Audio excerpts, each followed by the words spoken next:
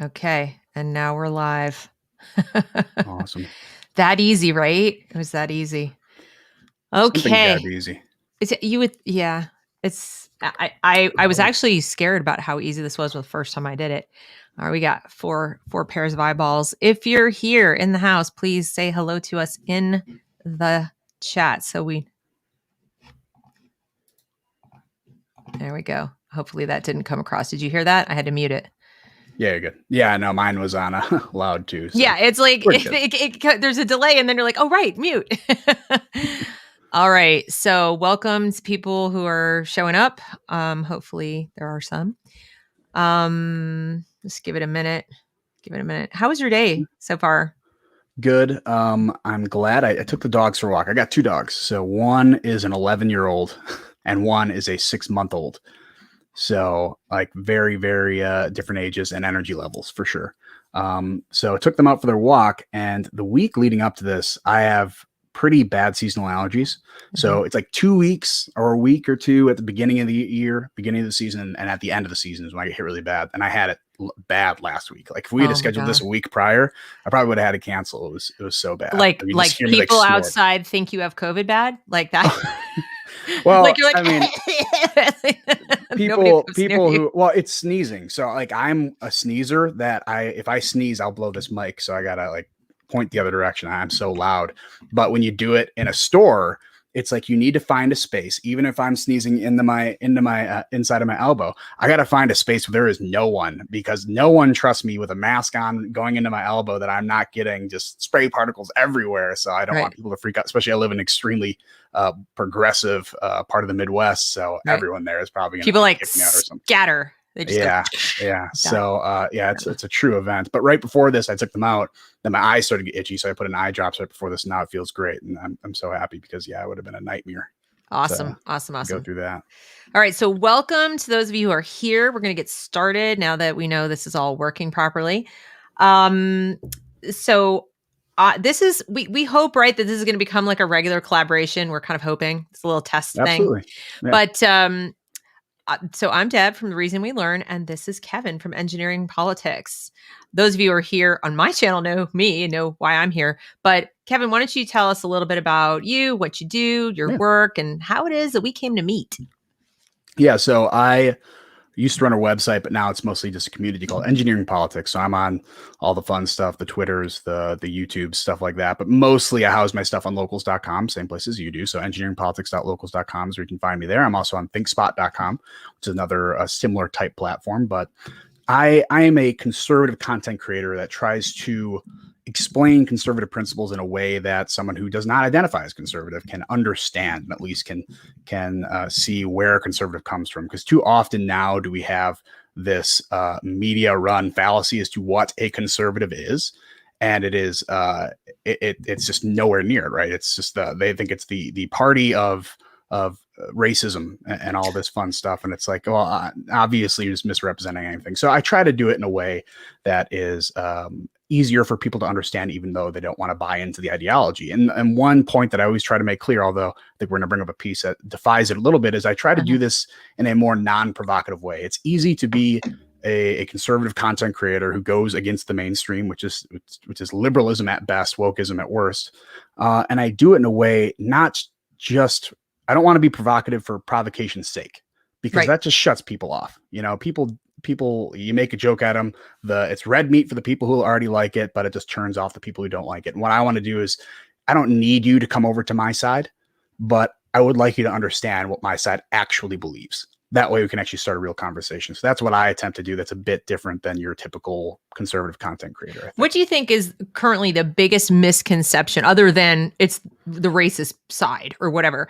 Yeah. What do you think are some of the other misconceptions people have about conservatives? So when people think, oh, that's a conservative commentator, what do you think might be turning people off besides that? Like, because there's a layer underneath. You have people who are just knee jerk going to go, that's where all the racists are. And of course they're wrong. But then there are other things below that I find that people I think are mistaken about. But what do you think those things are for you? So it's hard to distill conservatism down into just one monolithic person, right? There's a whole different, diverse, as the kids call it nowadays, except for it's actually applied in its true meaning here. Not all of us hold the same beliefs, but I think one of the biggest misconceptions about a lot of conservatives, especially the modern day conservative, is all they're trying to do is conserve the status quo, right? Because Mhm. conservative means you must conserve something. And that's why I argue against progressives that say we want progress. It's like, well, where are you progressing to? You can Mhm. progress to a lot of bad places. So you want to define what you're progressing towards. And conservatism in my context is not conserving the status quo, but it is conserving the principles that made America the way it is. Right. So this individual freedom and liberty, and wanting those things to stay with us and make sure we don't abandon those principles for something else, right? Right. So I think that's the biggest misconception, is you just want things to stay the way they are. Well, no, I want things to change. I just don't want our principles to change with it. I don't want Mhm. to want to feel open. I feel bad when people are mistreated.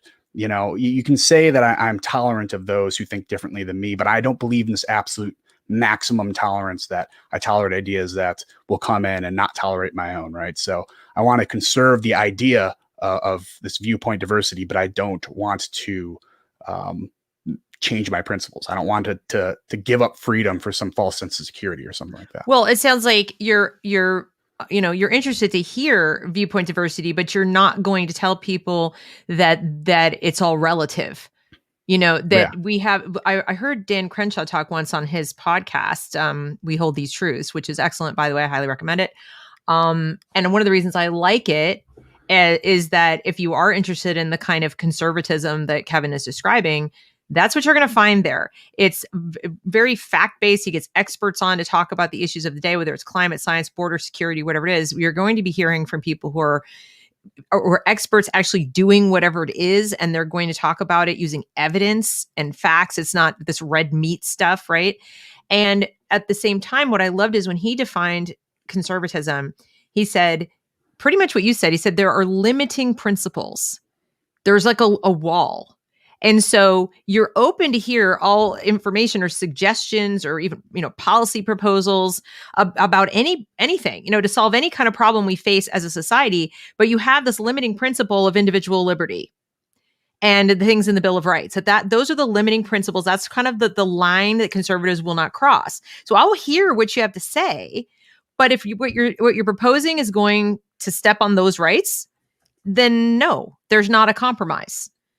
That's the conserving those liberties is the wall. Whereas when you think of progressivism, and we're seeing it now with this woke stuff, it's kind of like it's like a snowball rolling downhill. If you always have to be changing, like because change is perceived as always good, and you don't have a limiting principle on the other side saying except for this, like we're not, we can change unless it does anything to this wall of principle.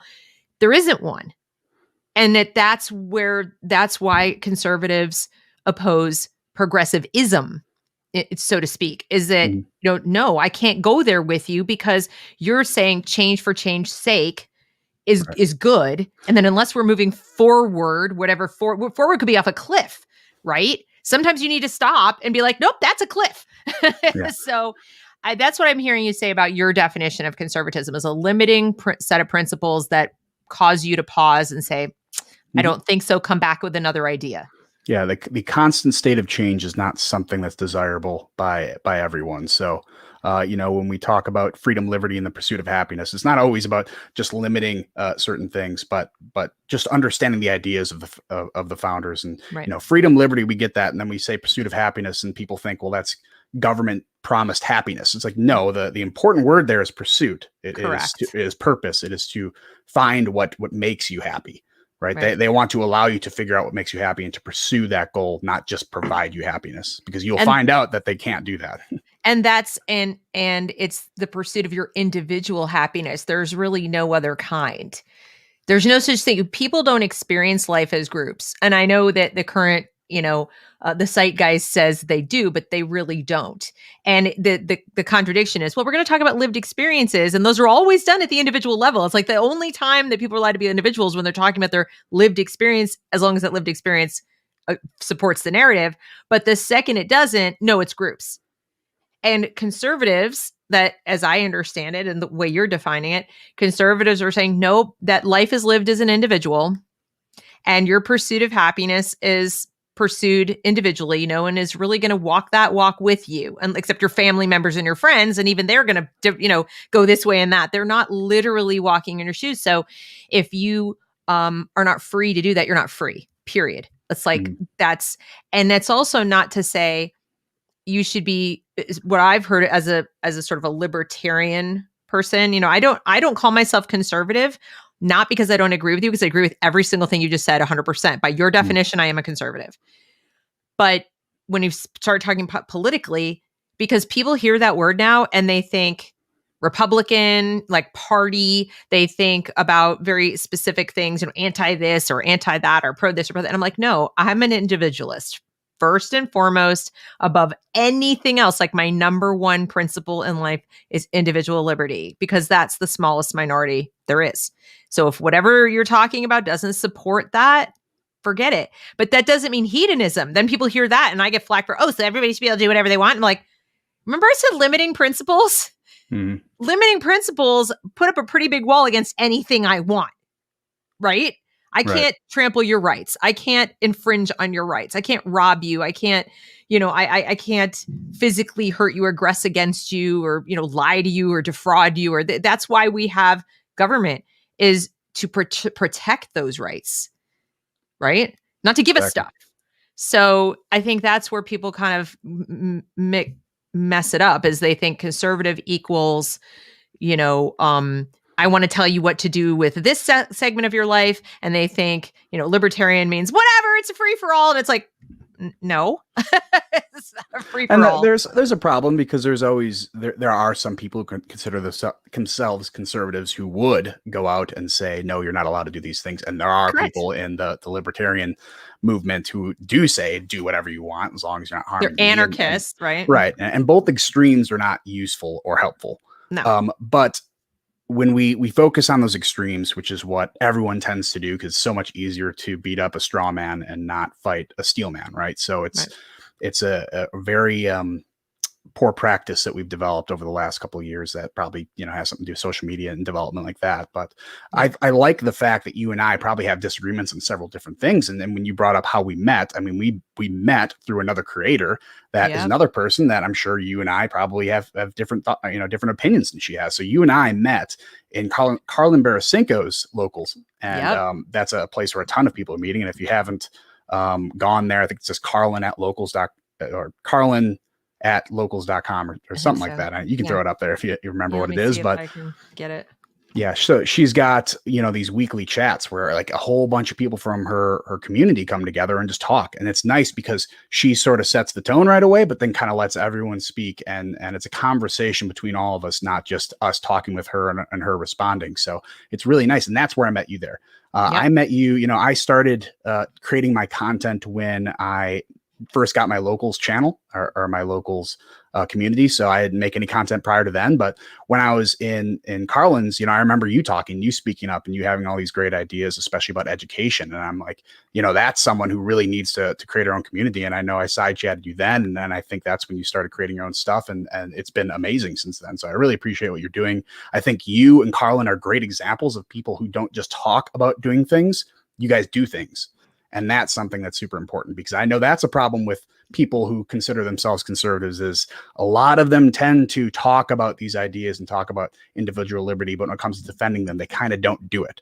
So, they stick there and they go in their own shell, and they're just like, I'm just going to let the world burn and watch it from in here while I protect my family with all my guns. It's like, well, that's one way to do it, but eventually they're going to come knocking at your door and it's going to become a problem. So you need to be proactive as well.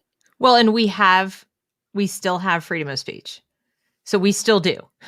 So as much as, I come on here every day and, rant and rave and light my hair on fire about the assault on reason that's going on all over this country, the reason I'm here is, while I still have my freedoms, I'm going to use them. Like, try to stop me. And so the thing that really inspired me, that when you were talking to me on Carlin's, and even Carlin has said repeatedly to potential creators out there or speakers, don't don't shy away from this. Use your freedom while you can. Use it, because if all of us do, if everybody who's out there in the woodwork thinking the same things we're saying spoke, instead of just keeping it inside their house, we're like, I really agree with them, but I don't want to say anything. We wouldn't have the problem. Like, we literally wouldn't have the problem. And this has probably been the case in most countries where these, irrational, illiberal ideas have taken over. It's that small, very motivated groups didn't care what anyone thought and proceeded apace. Think about how little you have to care about what people think of you to be out there pushing critical race theory right now. I mean, think about that for a second. I want to go into schools and I want to teach, white people that they're oppressors and they were born that way. And I want to talk to a 5-year-old child in kindergarten and tell them that they were born bad and they need to work on that. Like, how little do you have to give a damn what somebody thinks of you in order to, say that out loud? And then here we are saying, no, that sounds like child abuse. And people are like, oh, but I don't want to offend anyone. What? Like, people, no, that's not offensive. That's just reality. So what we have are people out there saying things that are objectively offensive, not afraid. And we have people saying things that are objectively not not offensive at all, who are afraid to speak. So when I was in that locals group, that's where I got the whole, you need to say something. And I did it. So I'm reaching out to anybody out there watching, or if you know somebody else. You don't have to be a content creator if this isn't your bag, and I understand it's not for everybody, but you still have a voice within your community. You can go to school board meetings, you can write op-ed pieces, you can send, if you have information that would be helpful for Kevin's production or mine, send it to us and we'll help you. But you have something to say it. Like, Absolutely. don't shy away.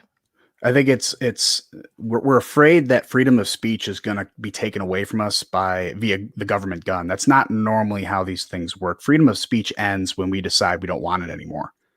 That's normally the result of us saying, you know what, I don't want to offend people. Take this responsibility, because freedom in general, what people don't really understand is it's not something that everyone desires. Most countries don't have freedom because most people don't want it. It's too hard a burden. It is a large burden to carry, to take care of yourself. It's a scary thing. And you think of being a child, it's like, it's super difficult. When I was a child, it always reminds me of, I looked up on my parents or any adult. Like, if you're ever lost in a store, all you do is find an adult, because all adults know what to do. They know everything about the world. Why would an adult be able to tell you what to do? And the scary part is, when you become adult, you realize no one knows what they're doing. Nobody.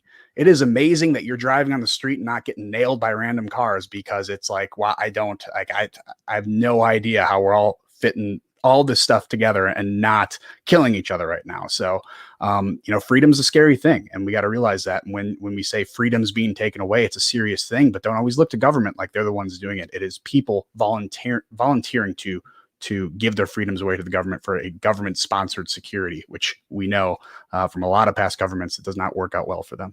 But that's the important point, what you just said. We know from a lot of past governments, or from a lot of things in the past, we know because we either were taught history or we learned history. But what I'm noticing, and this is kind of what I focus on my channel and my locals, is that you only know what you've been taught or been exposed to, or increasingly what you've been told to be concerned about, what you've been told is important because of social media, 24-hour news cycle, etc.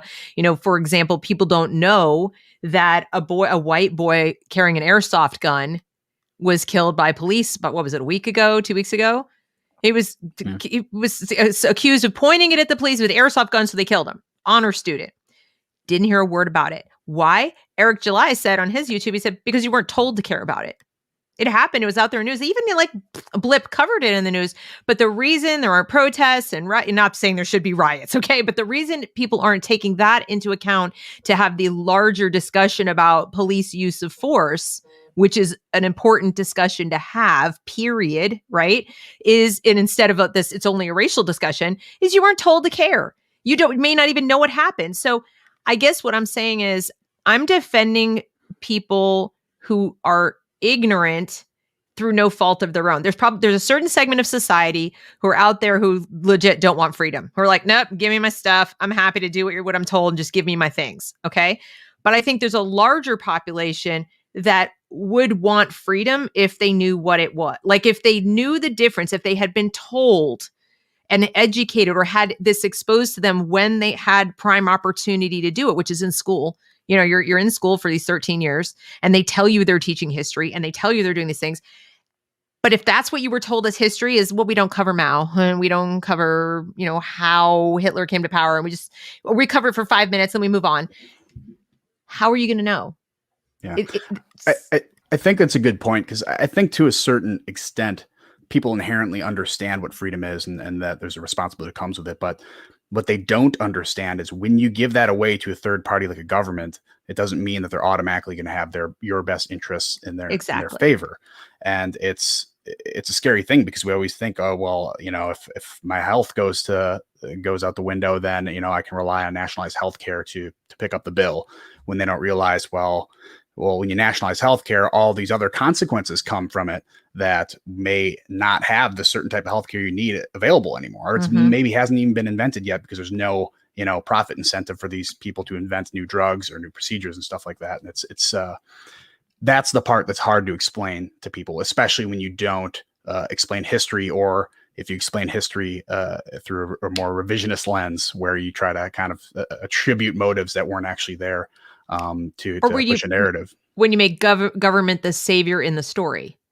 So if your narrative about, for example, the Depression is FDR saved us, and you teach that to 2 or 3 generations of kids, they think government is a place or as a group of people that save us from, dire consequences, from problems.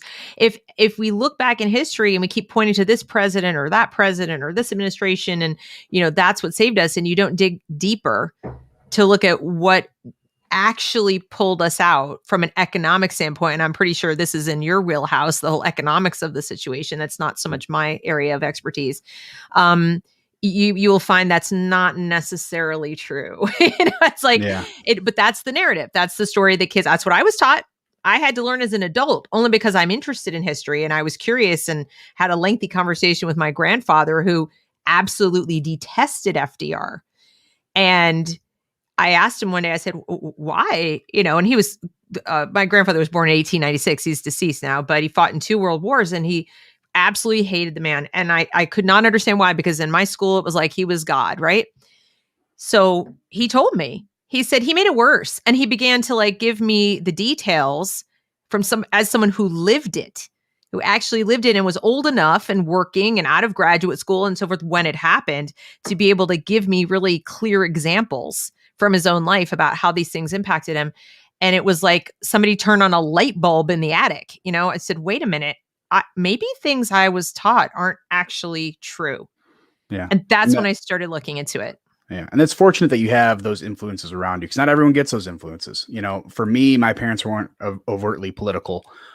So my, experiences came a lot from books. I have a picture of Thomas Sowell back here, and he's the one that kind of broke the ice for me. I've always been kind of conservative in demeanor, but, someone just blasting facts and statistics from someone who's more analytical like myself, really, made sense. And it's like, once you bear down and look at the numbers, it's like you kind of understand history better that way.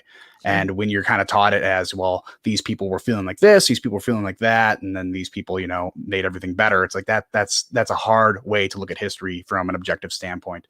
Diving into the numbers, empirical data, really helps. So yeah, exactly. That's what I enjoyed doing. And it really opened my eyes a lot. And then in college, I learned more. I was an American Studies major, so that helped quite a bit, because I got to dive really deep. I dove deep into the American Revolution, and I took an entire semester course on just the philosophical underpinnings of the revolution. And boy, was that an eye opener. And that was the next question I want to ask you is, do you think that one of the biggest things missing in our society today is any emphasis at all on having a personal philosophy, on actually deciding for yourself, what principles you live by, and then, living by them. So in other words, back in the day when most people were religious, let's say, that would be their personal philosophy, was in accordance with their faith. Usually, I mean, that is a form of a philosophy, a worldview, if you will. And as we've sort of secularized, I feel like nothing really replaced that. People just became anti-religion. It was kind of like, and I say this as a person who is not a person of faith, okay? But I recognize the value that it did provide as a structuring force, a stabilizing force in people's lives. That was like, I have this set of rules in my mind. I have this set of principles that guide my life, and I come back to them. I evaluate my decisions against it. I evaluate my choices against it, and that it, to a large degree, helped people, with that structure, and had nothing to do with government. You know what I mean? It's just inside your own head, right? But as we moved away from that as a society and kind of secularized, I feel like nothing replaced it. People didn't go and say, okay, well, now I'm going to find this. I did. I read Ayn Rand, and I wouldn't say I'm a capital O objectivist, but I definitely follow those principles. I evaluate my choices against those principles. So that for me is mine. Other people have a different kind of philosophy, but I notice a lot of people, and too many of them in positions of leadership, who are so easily manipulated and swayed into doing things and get compromise. All right, well, let's just do this. Or they'll believe the absurd because they don't seem to have any kind of core, and there's no value structure there. There's nothing there. And I get what you mean, because values are going to be inherited, right? Not biologically inherited, but inherited through your experiences. And I think it's interesting you bring up someone like Ayn Rand, who figured out, and I'm very far from an Ayn Randian type capitalist, but right. I understood what she did. What she did is she took a lesson from the Bible and she explained her philosophy via narrative, because that's what the Bible is, a collection of stories. And that is why it is so effective in kind of translating those principles to other people, is because it's done via narrative. You can't tell people about principles and just say, principles are this because just, that's it. That's what it is. That's that, Correct. It ends there. You have to have some sort of narrative that goes with it to make it believable. And that's what Ayn Rand did there. And I think we are losing that sense. And this comes from, full disclosure, someone who is religious, who my worldview is, I think, I call myself conservative. I would never call myself a Christian conservative or something like that, because I don't want to have my politics and religion come into conflict like that. I don't want to use it as some sort of bulwark against other political opinions, but it is my worldview, right? So when people say, why is racism wrong? My response is because God made us in his image. That's why racism is wrong. Like, I can't treat someone who's got a different skin tone than me, someone who I wouldn't treat my own brother, because that is not what I'm called to do. That is not how I look at that person as that individual. And I think the farther we move away from there, the easier it is to say, well, it's just another person. And if they're not forwarding your values of society as a whole, and this is a big problem with collectivism, and this is something that someone like Ayn Rand does defend against in her own way, is you try to say, all right, what's best for you, even if you don't know what's best for you. That's a big problem. And I can see people who do things that are not in their best interest, but that's a learning opportunity from them. And maybe it is in their best interest. We don't know. It's up to the individual to figure out what they ought to do to meet their goals. And if your goals are to control other people's lives, it's a bad goal, and you're not going to be able to do it. And the best way to do it, the most effective way to do it, is through tyranny, unfortunately. And that's, and I think that's what I'm talking about, is that when I don't know how many people have sat back or even taught their children, whether it's with a faith or not, is it moral to want to control the lives of other people? Think about that for a second. When is it and when isn't it? And I think these are conversations that need to be had. And you can call it what you want, but it's still philosophy. Okay, you're figuring out your morals, your ethics, and your worldview. And what we're doing now, I think, is kids in particular, I see this in the schools with all this curriculum stuff, they're being taught a worldview, but it's not one that is based in reality. It's not one that uses reason to, access the information. Even Christianity, okay, and even in the Bible, you could take, with the exception of the mystical aspects, okay, you could take the lessons that are in there and they could hold up pretty well to scrutiny by people using just reason and logic.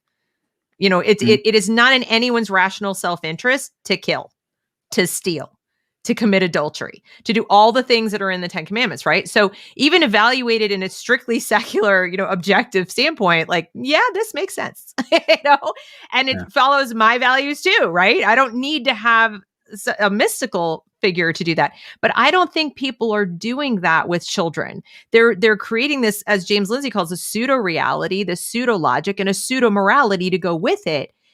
And the reason they can is that a lot of these people have nothing there to begin with. It's a blank slate. If you try to go up against somebody who has, part of why this was so immediately obvious to me that this is BS is I have a framework. I have a philosophy. Most people who readily recognize that this is garbage have a philosophy of some kind that is grounded in reality. Yeah. Okay. So what I think the woke here is doing is it's replacing religion effectively, what we'd say traditional religion. I think, and I've explained, I've been doing a review of Eric Hoffer's book, The True Believer, and he goes through, what causes the rise and fall of mass movements, and he explains it in a very religious way, because he even throws Christianity in there. I'm a Christian, but I'm not one to say that Christians have done things exclusively right. The whole history of Christianity, obviously, that's not true, because it's a bunch of people doing it. But he has all of these markers as to what a mass movement, especially a religious mass movement, hits, and wokeism, what I would call wokeism or leftism, whatever you call it today, hits every single marker, for the exception of one. I can explain why, but hits every marker of a religion, and I would argue a corrupt religion. So it provides purpose. That's what it is attempting to do, is provide purpose. And one of the big missing markers it has compared to other mass movements we've seen throughout the decades is it doesn't have a leader. There is no one specific leader in leadership, and that is because it is also parasitic in nature. I think Gad Saad wrote a book that the Parasitic Mind, which is really good, and he explains it, really, really well, that why would you want to lead a parasite that's going to eventually kill the host? Like you don't want to be in that spot, because you're just going to be one of the next people taken out. So no one wants to assume that role, but it still acts in a religious nature that provides people this purpose, this sense of happiness when they get to, I'm sorry about the whole dogs yelp in the background, but that is effectively what it's doing in our society. Yeah. And it's going to lead people down a path where they're going to be depressed, because unless they're going to manufacture more of the I would say kind of the heart blood of their religion, which is going to be this kind of oppression narrative. They manufacture this stuff to make sure that they have, more oppression to go around, because that's the basis of their religion. Right. And one of the things that I did want to talk about today, because, in going along with the parasitic nature of it and the sort of destructive nature, there's nothing constructive about this current movement. Okay. It's absolutely 100% destructive, and they don't even propose something to replace all these things that they want to tear down. And one of the things I've noticed, and you wrote an article about it, that they've torn down really successfully, and it's been going on for a long time. It's not brand new this year or anything like that, is the concept of the role of men. There's an assault on sort of gender norms and sexual identity and so forth in general, but with very specific focus, as I see it, even as a woman, against men. And I thought we could talk about that a little bit, because you wrote a piece, and I wanted to bring that up for people to just see, that what it is. It's on Medium. Yeah. So I originally published this on my own website, and the title's different, because a lot of people got stuck on the title. Just like I said before, the original title of this piece is Why Boys Shouldn't Cry. And it was a much more provocative, and it was kind of meant to be that way, provocative, to get people thinking in a different way before they got to the rest of the piece. But right in the first paragraph, I already explained, it's like, don't just take the title, like actually, read through it and kind of understand, where I'm coming from here. But right. What I was attempting to do here is kind of a version of the heuristic of Chesterton's fence. So Chesterton's fence is, you find a fence in the middle of nowhere. What he would call, I think, modern day reformer looks at the fence and being like, this fence does not need to be here. Let's take it down.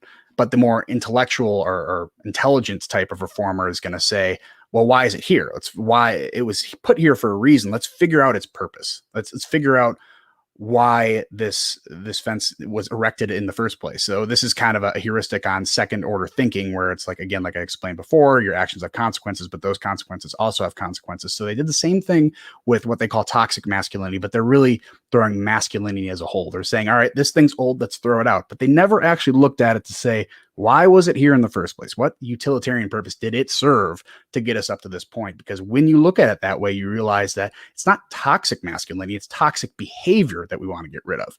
So, I explained to you before we started talking, there's kind of a small example that I have from my own personal past. And that is, I thought it was more masculine when I first met my fiance. We both had kids from previous relationships. And I always told her, it's like, I don't want more kids. I don't really like kids. I don't like being around kids. And for some reason, I thought that was like a masculine thing to say. Like I thought, men are supposed to be more off-putting, more, let the women deal with the children, right? Which I guess is the toxic masculine behavior, if you're going to call it anything. But, my thing was just like, I'm going to pretend to be more off-putting. In truth, I love kids. Like kids love me. I like playing with kids. I don't think I'll ever be a teacher or anything like that. But once I kind of moved past that, once my fiance and I got serious and we're going to get married and have another kid, it's like, why I'm not going to keep up this fake facade of being a tough guy who doesn't want to be around kids. Like, I love them. So it's something that I learned to move past as a form of toxic behavior, not toxic masculinity, because that is nowhere near the definition of masculinity to say you must be turned off by children. Like that's not in there. Men are fathers, and fathers must, by definition, be able to focus on the children as well. So, that's a good example of something that, I would say it's a toxic behavior we should toss out the window. Sure, it's Right. toxic behavior, but it is not masculinity, and there's a big Mm-mm. difference. No. And nobody wants to talk about what I would call toxic, what if you're going to use these crazy terms that don't really relate to what they are, toxic femininity. But it isn't, again, it's toxic behavior. If we could get away from these notions of femininity and masculinity and just focus on that's why I said the philosophy. It's like, what is a life-sustaining, rights-respecting behavior or set of behaviors, and what isn't? What supports your life, what's in your rational self-interest, what's in the rational self-interest of society, if you want to go that far, and what isn't. And then maybe we could have a really good conversation about the things that people are calling toxic masculinity, or even now toxic femininity, though we're not allowed to talk about that. Though we're not allowed to say that women or girls do anything wrong. And I have 3 daughters, so So I'll I be the think the first only one to say. thing, the only thing that I know that fits into the realm of toxic femininity is to objectively claim you're a woman and have no fluidity in it. I think that's really the only version that I can think of.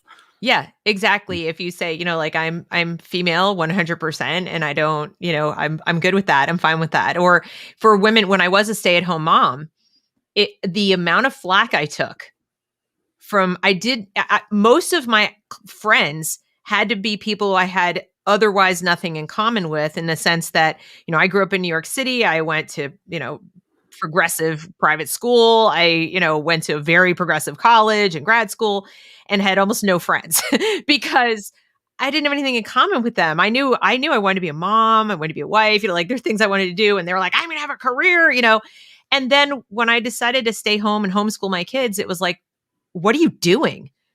You're a traitor. It's like, what are you doing? I'm like, I'm living the life that I want to live. That should be a valid choice too. No, it's not. So most of the people I became friends with were people who had a very different background. They grew up in rural America, or they grew up in a suburb, and they thought, they didn't go to graduate school. Some of them didn't go to college because they never got that message. They never got the memo that you're not supposed to want to do this. This isn't okay. And to me, that was kind of a toxic thing. That was toxic behavior, telling other people what they should want and shouldn't want, what's a valid choice and not a valid choice, and how you're a traitor to them. It's like, how I would ask people, how is my choice affecting you? Like, how does this Right. in any way impact your life? It doesn't. It's, It in ruins fact, their narrative. That's the problem. well, yeah, but it's like, I'm so sorry, but it reminds me of people who would be threatened, like you were talking about, the kind of religious people who don't have like a deep faith in themselves, that like, this is mine and you can't touch it. Like, you Mm. can go be an atheist around me and it's not going to affect me one bit, right? And then you have the people who are, like, damn you, Mm. that you don't believe the same things. That's a weak faith person, in my opinion. Yeah. That's A lot somebody who of does it's like, projection. you don't really believe this as much as you say you do, or you wouldn't be doing this. And I see that a lot with this gender stuff. It's that Mm, it insists upon itself to a degree where you want to say, do you actually believe this? Because I don't think you really believe this. And yeah. with, I don't know, but what I want to come back to the boys, because no one's talking about it, or not no one. A lot of people are talking about it, but it's still too quiet, in my opinion. I think there's a crisis. Like, I really think we are facing a very serious threat in this country, not just from critical race theory, but from this assault specifically on men, specifically targeting boys and men for re-education, feminization. That, like, well, should boys cry and all this, and when boys become men, we're not letting boys become men. In fact, we're, I think, interrupting the process and telling them explicitly not to the point where some are becoming women. Now I'm going to get hate Exactly. mail. Hey, say if you don't know what it's like to be a father, you always have time. You can always switch the No, gender and become a father no. overnight. That's what I'm Mothering told. is hard enough. So no, Exactly. thank you. But yeah, I agree with you. It's becoming difficult. It's just becoming confusing, and that's the worst part. That to me, when you are intentionally confusing young children, that's child abuse. Like, that's not your role as a teacher, as a parent. You need to stop using your children as these trophies of wokeism that you have. And that's unfortunate when you kind of buy into any sort of fantasies your children have just because you want to be woke enough or something like that. But there must be a strong tension maintained between masculinity and femininity, and that's what we're getting rid of. We're just eliminating. I mean, your example right there of I wanted to be a stay-at-home mom. Well, that's if a man ever said that there is no way I would ever be a stay-at-home dad, that's toxic masculinity. Like, if they don't want to stay at home, that's a problem. If you do want to stay at home, that's a problem. So that's the flip side of the toxic masculinity, is it doesn't allow women to want to do, I'm not even going to say more feminine, but it doesn't allow women to do what they actually want to do, because now it's looked down upon. Yeah. And so it really hurts everyone. If you're going to hurt boys, you're going to hurt everyone. Like I said, you need that strong tension. But boys are being taught that they can't they can't be more rough on the playground or something like that, which is very, very important to a young boy's development, actually, because that's just the way we learn around kids. My best friend growing up in grade school, and I went to Catholic school, was some kid who punched me in the face in second grade during recess. And it was just because, we both were both in the principal's office, and they're like, "Oh, you want to give him what was called a pink slip, and then get suspended for doing something like that." I'm like, "Oh no, it was just whatever. I was probably saying something stupid anyways." And because I kind of stood up for him, even though he wronged me, that is how we became friends, and that is kind of how we grew and bonded as men, and or as boys at the time. And it's just a different way to bond. And when you take that away and you try to fit everyone in the exact same box, you're not standing up for diversity, which is the ironic Mm-mm. thing, because the diversity that you should want is the ability to grow in your own way, and again, the diversity of thought, and your parents being able to bring you up in their specific way, even though it doesn't fit the woke narrative. And that's the biggest problem. But what I don't get is, I mean, I understand, at least intellectually, definitely emotionally I don't get it, but I understand why activist groups or people are trying to stay relevant in their little niche would go after boys and men, and would be pushing that if you're a feminist and you decided that being a feminist was a big part of your identity, feminism being, kind of like advocating for women's causes, and you came to the realization that, we're done. Like, it's like with, women are CEOs, but it's like things that their women aren't present in, or probably because they don't want to be. We've kind of reached that point right now. That's where I was as a feminist. Like, first wave took care of it. Thanks. I can get a credit card. I can become a CEO if I want to. Don't want to, but thank you anyway. We got, subsequent waves that were kind of like, no, no, no, until I can literally replace men, we're not done yet. And I see that with a lot of like activists. I get why they do it. It's just perpetuate my own feeling of meaning, which again goes back to the philosophy thing. But I don't get why government, I mean, I do and I don't. I don't understand, other than finding some new way to have, power, why government would be jumping in on this politically. And because even within government, it doesn't really serve their interests completely. There's still a lot of men in government, okay, Hmm. and it's the military is male dominated. There's things, so it seems really twisted when I start seeing things like how like the White House's new gender policy council, for example, they have a gender policy council at all. The fact that they have this and it's excluding boys and men, it's exclusively for about women. Like, help me understand that. I'm like at a complete loss to understand this. Yeah, it's a lot of this new type of oppression narratives have become the strongest type of social capital available. So when you talk about being able to kind of monetize your social position, that's really all of what politics is. Money can only take you so far. So to get voted in, you need to monetize your social position and that oppression narrative. And that's the reason you see this I would say third or fourth wave feminism now linking arms with the CRT types. I mean, they kind of have the same means to meet their end goals, and that is to get rid of disparities. Which disparities? I forgot who wrote this. It was in the Claremont Review. But they wrote about, a Thomas Sowell book. And the biggest problem you see there is the idea that disparities are held guilty until proven innocent is a bad way to look at disparities, because disparities occur no matter what, especially when you have two very, very diverse groups being compared to each other. When you just say that, oh, there's more men here than there are women, that must mean there's some sort of misogyny going on. That's a very, very poor analysis of the situation. Well, this is Truman's Return to Reason says, sure, it does. Weak men don't overthrow their governments. I'm embarrassed that I didn't think of that. I guess yeah, yeah. I mean, when you talk about, demasculating the military, I mean, you saw, we're making, what is it? Suits, flying suits for pregnant women or something like that, as, China's over there training their guys to be as brutal as possible. And it's like, well, we're starting to lose this kind of Cold War that's going on. If we ever turn it into a hot war, well, we're going to have a bunch of nicely dressed half men, half women out there. But when you actually pinned against the real military, it's going to be a massive, massive problem. And they consider, the threat of violence is to be a masculine trait. Okay, sometimes I guess it's kind of masculine to always have, violence on the table to solve a problem, because in reality, when people say violence doesn't solve anything, well, it kind of does solve some stuff. It And solved Hitler. Yeah, exactly. And It's a whole lot of violence it took to get rid of that. Yeah, right. It's not useless. Exactly. But the problem is, it's like getting rid of guns. It's like, well, there's going to be someone with a gun out there, and if it's going to be exclusively bad people, that's a problem.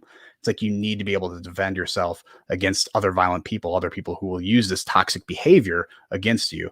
And you need to be prepared for it. And just getting rid of masculinity as a whole, again, that is a consequence of a consequence that's going to be detrimental for America as a whole. Well, and it's detrimental on the individual level, and of course, that's where I spend most of my time with my channel. Of course, is with education and with children and thinking about things like that. And in this article, Erica does a great job. This is Erica Sanzi, by the way. Sanzi says she covers education. For those of you out there who don't follow her, I highly recommend that you do. And she's also now the outreach coordinator for I think it's like parents defending schools or something. I'm drawing a blank on the organization, but she's working with an organization I profiled in a video today.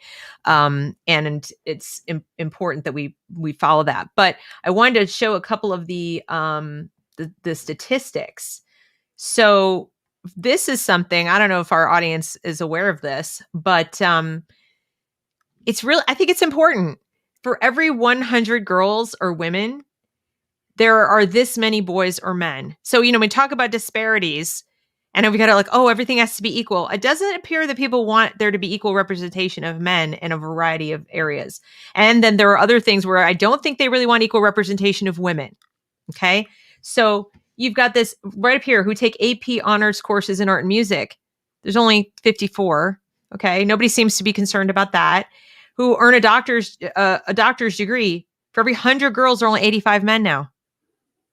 So I'm not saying we should have parity. I'm just saying this notion that women are still, this oppressed minority, it's just not factually accurate.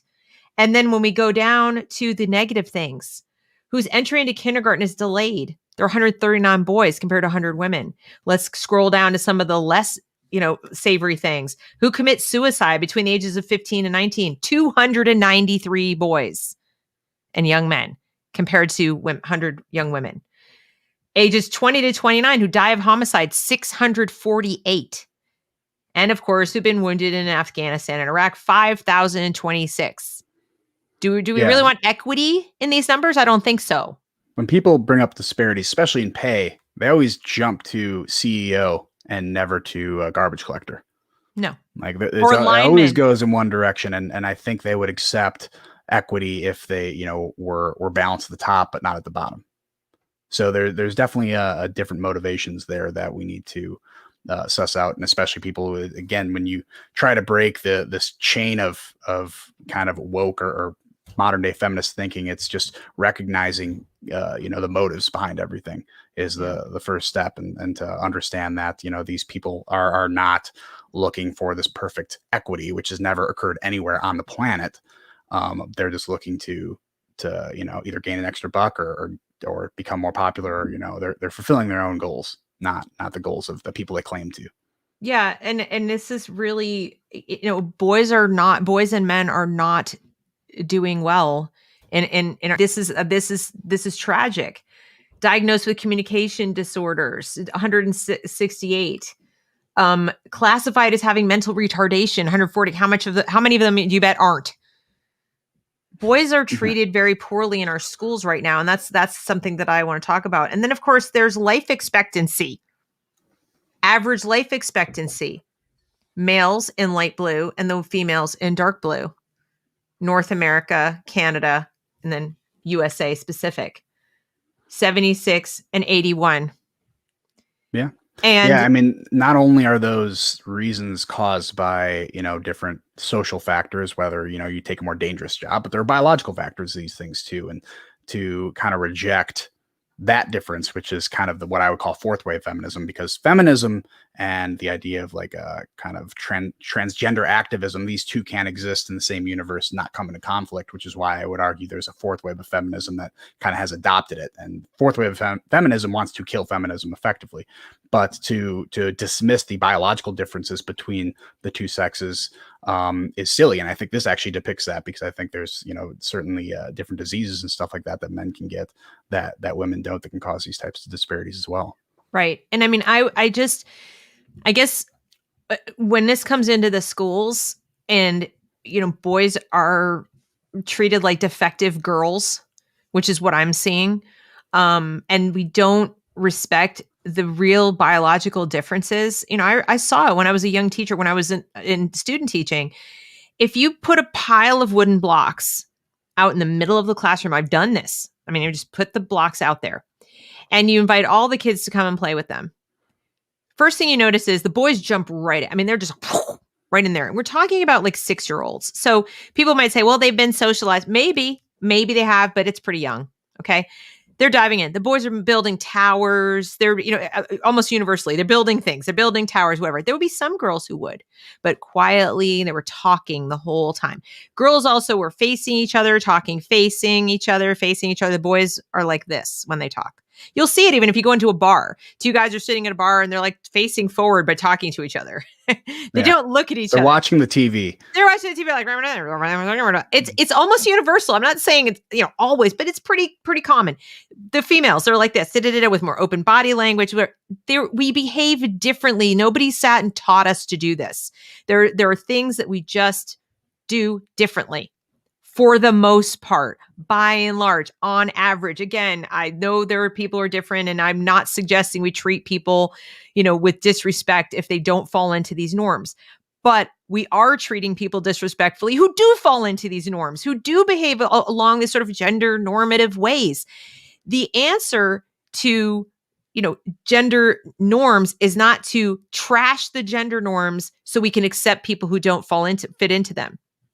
And I think that's what you were talking about when we first started this whole conversation is, hey guys, can we have a conversation about inclusion and inclusivity and be treating people with decency and respect who, are different without trashing the people who aren't different? Can we do that? Do we have to talk about boys who are a little less masculine or girls who are a little bit masculine or whatever, as if the people who aren't that way are bad people?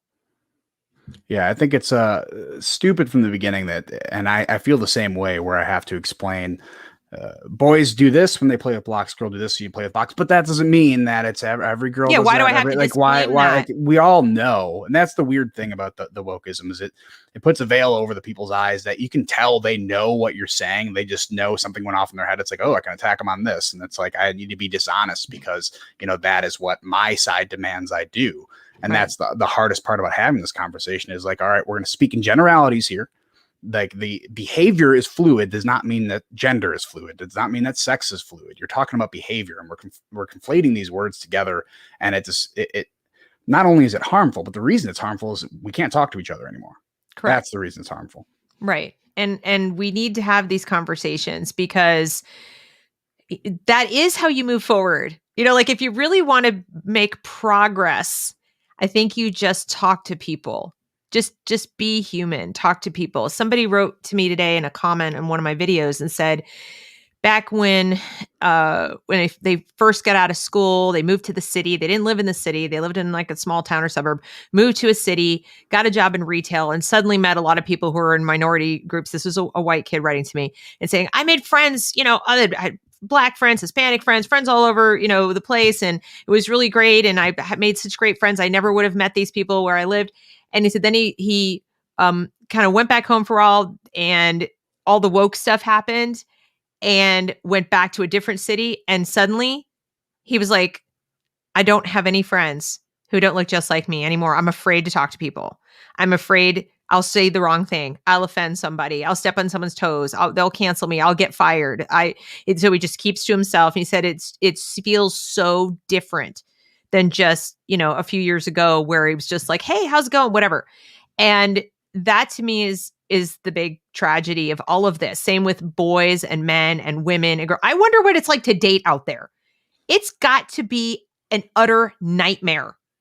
I can't imagine. I really can't imagine. I don't want to imagine it. I don't ever have to do it again. Yeah, that's why things like Twitter or not Twitter, Tinder is out Yeah. there. That's why Netflix and chill's a thing because you can just watch Netflix and not have to worry about communicating because you don't have to worry about stepping on each other's toes at that point. And there's a lot of kind of human diffusing mechanisms out there that kind of treat us as not being human beings anymore. We can talk to each other and communicate, and that we kind of have to be these monolithic actors who can't define ourselves as men or women, but yet we still see it out there where most women are still attracted to masculine men and vice versa. Right. So we see it via observation. But the problem is we're told that we can't trust our lying eyes because that would be bigoted of us. That's not stepping in line with the woke religion that we must believe in. Yeah. And I worry. I really worry when it comes to this issue specifically about the boys. I think we're going to have a really hard time building a functioning society in the future if we don't welcome and encourage all expressions of your of your gender or whatever. If in order to include those who do not fit the norm, we have to rain hellfire on those who do. I think we're in big trouble when the power goes out. That's like in Ayn Rand, right? In Atlas Shrugged, at the very end, the power just goes out in the city. Yeah. If people don't acknowledge the fact that there are industries, there are jobs women don't want to do. They don't want to do them, or they're by and large physically incapable of doing them, Mm-hmm. right? If we don't wake up and recognize that and start getting grateful in a big hurry that we are different. I mean, that people are different and you're born that way, and that's okay. And I think we're in big trouble. I really Yeah. do. Yeah, I mean, I can give an example of I went to an engineering school. Engineering politics comes from I'm actually an engineer, and I went to just an explicitly engineering school. And actually, they have a nursing school in there, and the only reason they brought that in is because the ratio to guys to girls was like 18-1. But that's a big call out to engineering that they don't have enough women in there.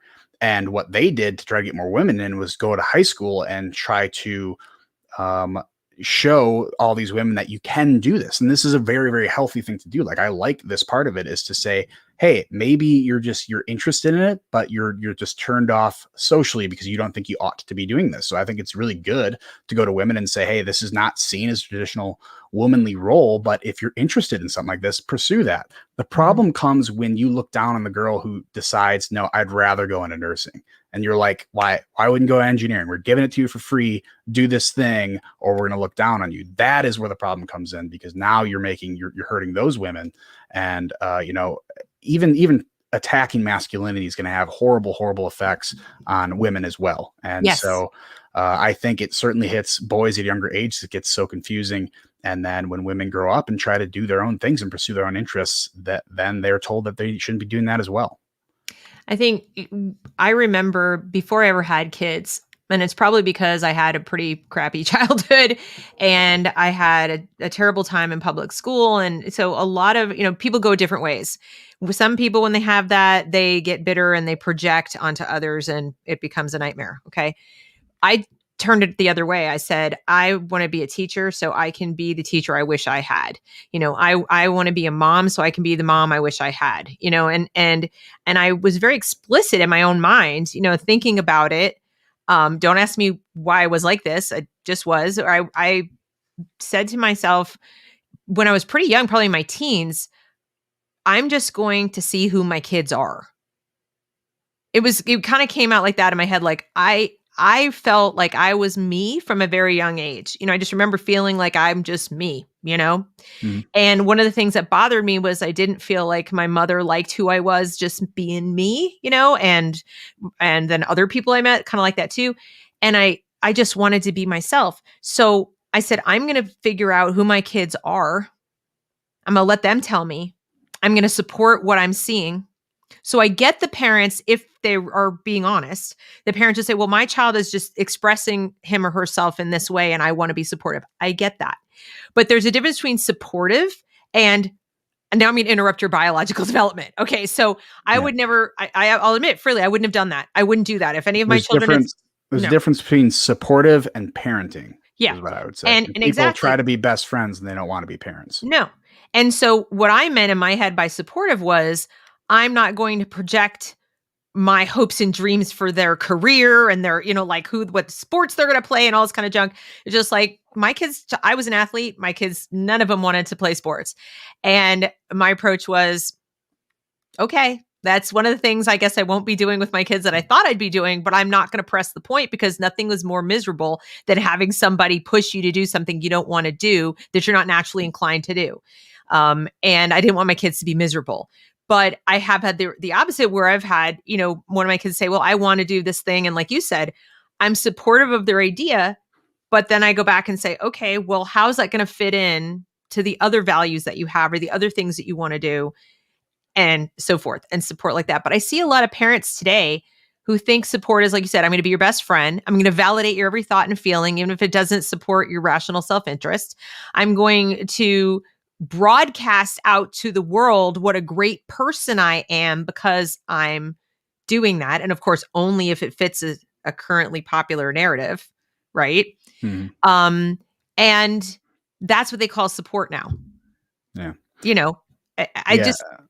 You always feel, I mean, it's hard not to, baby your children. Now, I kind of grew up with a different experience. My parents were very, very strict growing up, and I've grown a lot because of that. I think it was really good. But, someone like my daughter will come up to me, and her biggest complaint at school is like, people think I'm weird. Like I'm a weirdo. Like I'm just weird. And to me, my first question is, what do they consider being weird? Because it's okay to be weird. Because my follow up to that normally is like, I'm a weird person and I like being weird because it makes you interesting. Like being normal is dumb and it makes you boring. Like you'll figure this out in high school when you really start to develop social cliques. Is the popular people are normally the saddest people because they're like, I need to fit in this box constantly. And I'm trying to project myself as this popular person because of whatever's popular at the time. It's the weirdos that actually have the most fun because you can kind of be yourself. But I also make it a point to him, like, what do they consider weird? Like if you're picking your nose at lunchtime, that's something you should stop doing because you need to fit in socially. Fitting in socially is still a very important thing. We're social creatures. We have to figure out a way to develop our social skills. And that's something I had to learn, for a while, because I didn't have great social skills when I was younger, and I had to develop it through time. And it's this fine line of really having empathy for your child and what they're experiencing and still parenting. Right. Yeah. Because I always tell this to my fiance, and I know this is not a rule, so don't get mad at me. But to me, and this is kind of how my mom, stated it, is like, if you ever consider your parent your best friend, you're doing it wrong, because you need to be an authority figure. That is super important. Now, when you grow up and you're in your 20s and you're moved out, yeah, your parent can become your best friend and someone you really want to rely on, but they still have to be a parent. That's important. And not enough people want to parent. And now we're making people scared to be parents because their kids can get taken away from them if they do so. Oh, yeah. Don't I know it? And then, of course, if you're in a divorce situation, it's even more dicey. Which, I know when it comes to the stuff like the critical race theory stuff, that's being used, that and the pandemic restrictions have both been used in split families against parents. There have been cases of parents who've had their kids taken away from them, or they've lost their custody because they have opposed the critical race theory teachings in the school. And there are parents who, didn't have a mask on, dropping their child off at school. The kid had the mask on. The kid went into the building with the mask on, but the parent on the sidewalk didn't. And they leveraged that. So there's an assault on parental rights too going on that is pushing the narrative. And I just made a video today about a school district in Missouri where the ELA coordinator was sending an email out to all of the principals in charge of ELA at the various schools, telling them what to hide from the parents in Canvas. So, you're not even really completely allowed to be a parent. There's like a very specific way that it's okay to be a parent. And if these days, if you're a parent who says to your son, for example, like, way to go, son, you're a boy and you're doing boy things, and that's awesome. Congratulations. It's like you're failing in the world of today. You're supposed to be counseling your son to, be more sensitive and do all these things, whatever, and tell your daughter that she needs to, go do boy things. And why can't you just let your kids be themselves? Why did the schools have to get in the middle of that and say, so tell us what your gender identity is? Check it off on a box. These are like grooming behaviors. I want to make sure people watching know that, by the way. And in all my videos, I want to make sure they understand that no teacher has a right, the Supreme Court has ruled on this, to ask your child personal questions about their gender or sexual orientation. Period. Full stop. Any teacher does that in a class, they are already violating the law. So they're not allowed to do that. Yeah. I think this is a result of us relying so heavily on government, and since public school is just an extended arm of the government, they assume the role of parents, and you're kind of secondary parents. And I can understand, looking at some people, you're friends with someone in high school. It's like, I'm good friends with you, but you're too stupid to raise kids. And then they have kids, and it's like, all right, well, but even if you think someone's not prepared to be a parent, no one loves their kid more than their parents. As a general rule, of course, there's psychopaths out there, but no one loves their kids as much as their parents. No one's looking out for the kids as much as their parents do. And I think some of the schools and their teachers believe that they're like, you know what, we're really the ones looking out for them. You just don't know. You don't know what you're doing. So we're going to look out for them instead of you. And that's always a recipe for disaster, because no kids are the same. And obviously, like I said, the parents are the ones who really inherently biologically care about these kids. Well, and increasingly, we have people in very high positions in education in America who are childless. And I think, it's an unpopular opinion, but I think that needs looking into, because it's a logical fallacy to say that somebody who doesn't have children can't learn about children or how children learn. I'm not saying that, but I am saying it is interesting that there are so many in positions of power over deciding what education should encompass, including the values instruction piece, including the telling parents what they don't need to see and things like that, when they don't have children themselves. I think that gives me pause, because to your point, It is a job. It really is, that you just don't understand until you've done it. It doesn't have to be your biological child. It could be a foster child, could be an adopted Mhm. child, could be a niece or nephew that you're caring for. It doesn't matter. Until you've been legally and physically responsible for a child 24 hours a day for longer than a week, it's hypothetical at best. And for them to say, parents don't need this and parents don't need to know that, or, they just want X, or, don't listen to them. They don't know. They're not the experts. I think coming from people who don't have children is even more inappropriate. They have literally no frame of reference. And I'm seeing that a lot. So whether it's Mhm. because you have a very young cadre of brand new teachers who haven't had time to have kids, they're young Mhm. people, or you have people like Randy Weingarten, who's the head of the NEA, who has no children of her own.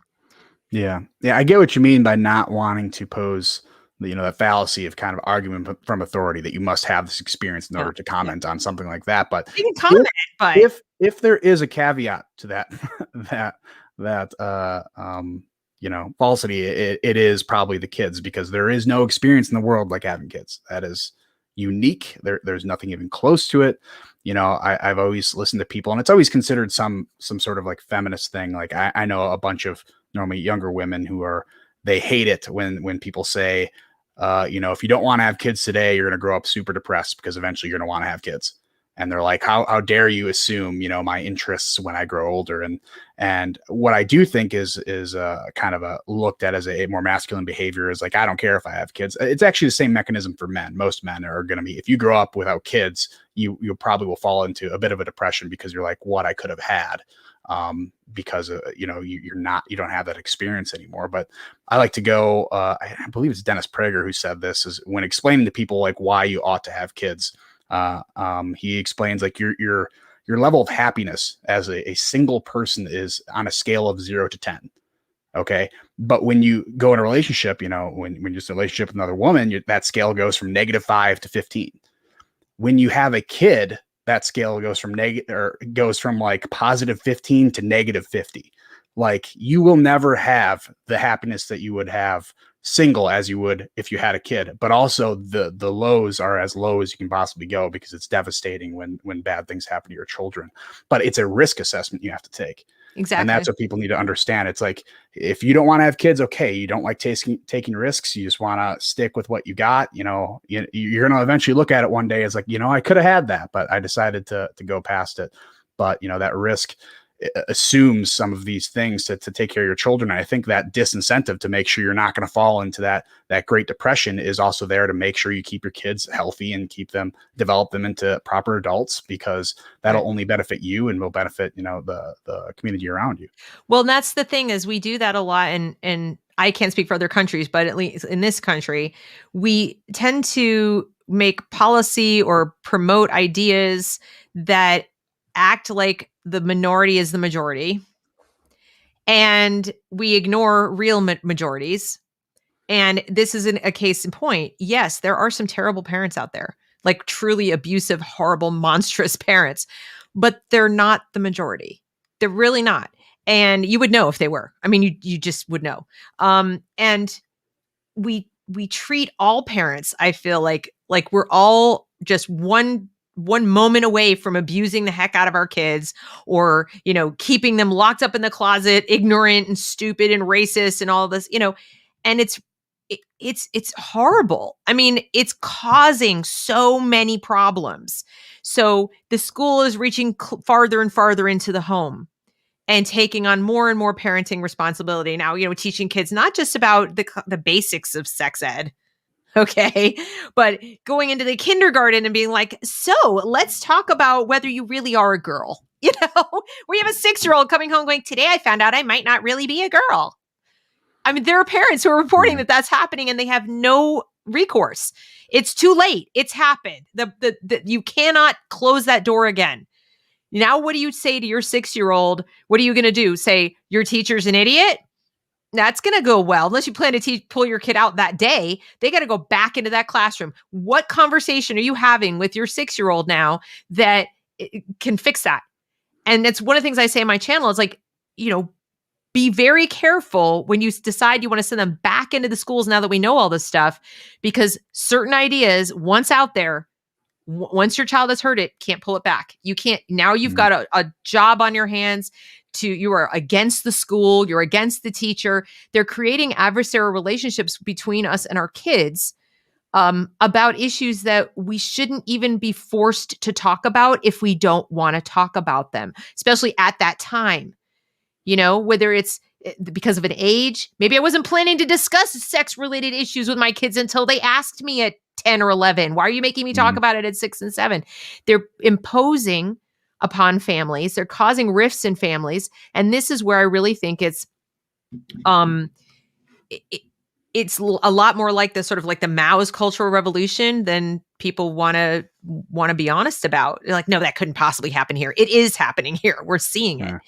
So, and this is one of them. And telling boys that they're, they need to not be the way they are. I can't imagine the conversations that go on in the homes of parents with sons. What must that be like? I have girls. I have no idea.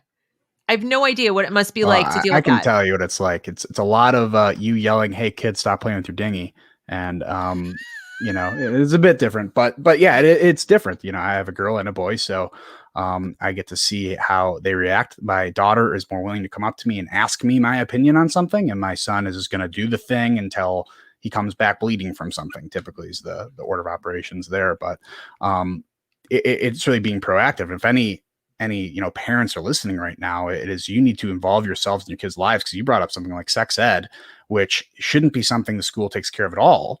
But the reason why, and this is what we need to be honest with ourselves, the reason why the school takes care of it is because a lot of parents push it off on some third party to explain very, very uncomfortable things to their children. And sex ed, I think, is one of them. It is really uncomfortable as a parent to talk about sex with your kids. And my kids are young, so I haven't had to talk about it, with them at all. But when us as parents are not willing to have that conversation, and it's like, all right, school, you take care of this part of parenting for me, this is what you get. So, especially if there's parents listening now, it's like you have to be proactive with these conversations with your kids, because you don't, as uncomfortable as it is for you, imagine being your kid having to have this conversation with someone they barely know, an adult that they're kind of estranged with. So it's not a fun conversation no matter what, but it is your advantage as a parent and their advantage as a kid to learn this stuff from their parents, because there are some things, like the CRT type people, there's one thing that I think they bring up at the beginning for kids that it's important to help with your children. It's like, kids are going to see kids who don't look like them, and they believe it's part of the school's responsibility to explain why that is, when it's not the school's responsibility. Is you as a parent. And this is something they say is just a reality. And I'm like, I agree with you here.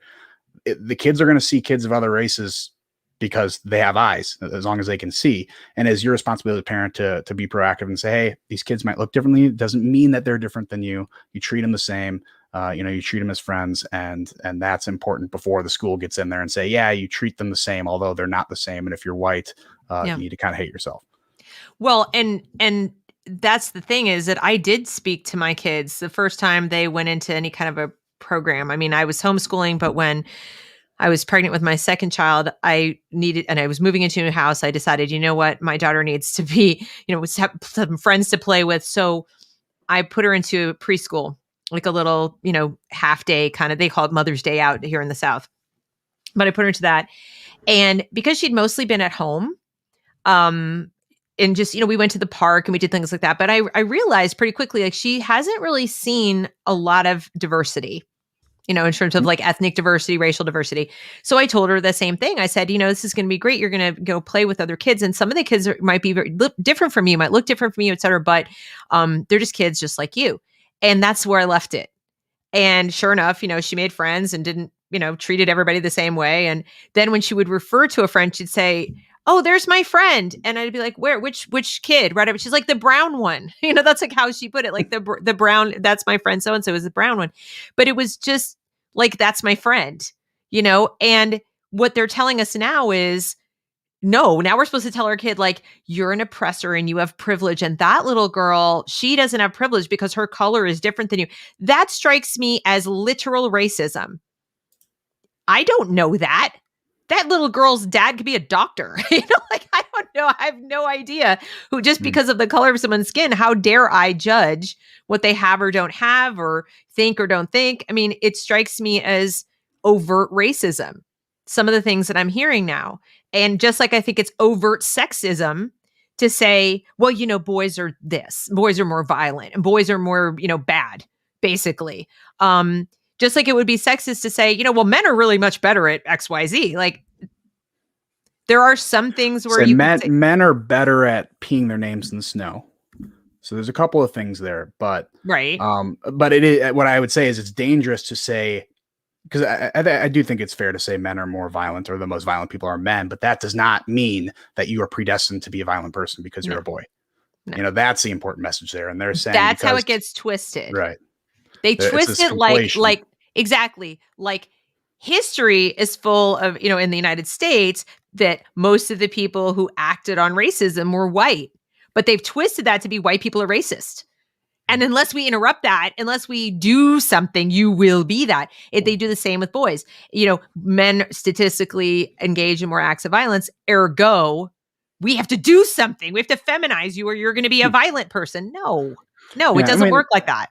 there's a delicate balance between sex and race, because sex actually does kind of leave you kind of like predetermined to be open to like violence or something like that. You're more likely to have a violent interaction if you're a man interacting with another man. But race is like different. That doesn't predetermine really anything. And so I hear a lot of conservatives who fall into this is say is like, well, if you like your electricity, thank white people because a white person invented it. It's like, well, no, the way you present that is a person who happens to be white did this thing. And it's stupid when we attribute, these things to whole races, when it's like, no, an individual who happened to be this thing did something. And that's the way you should present it, because there is no causative factor there.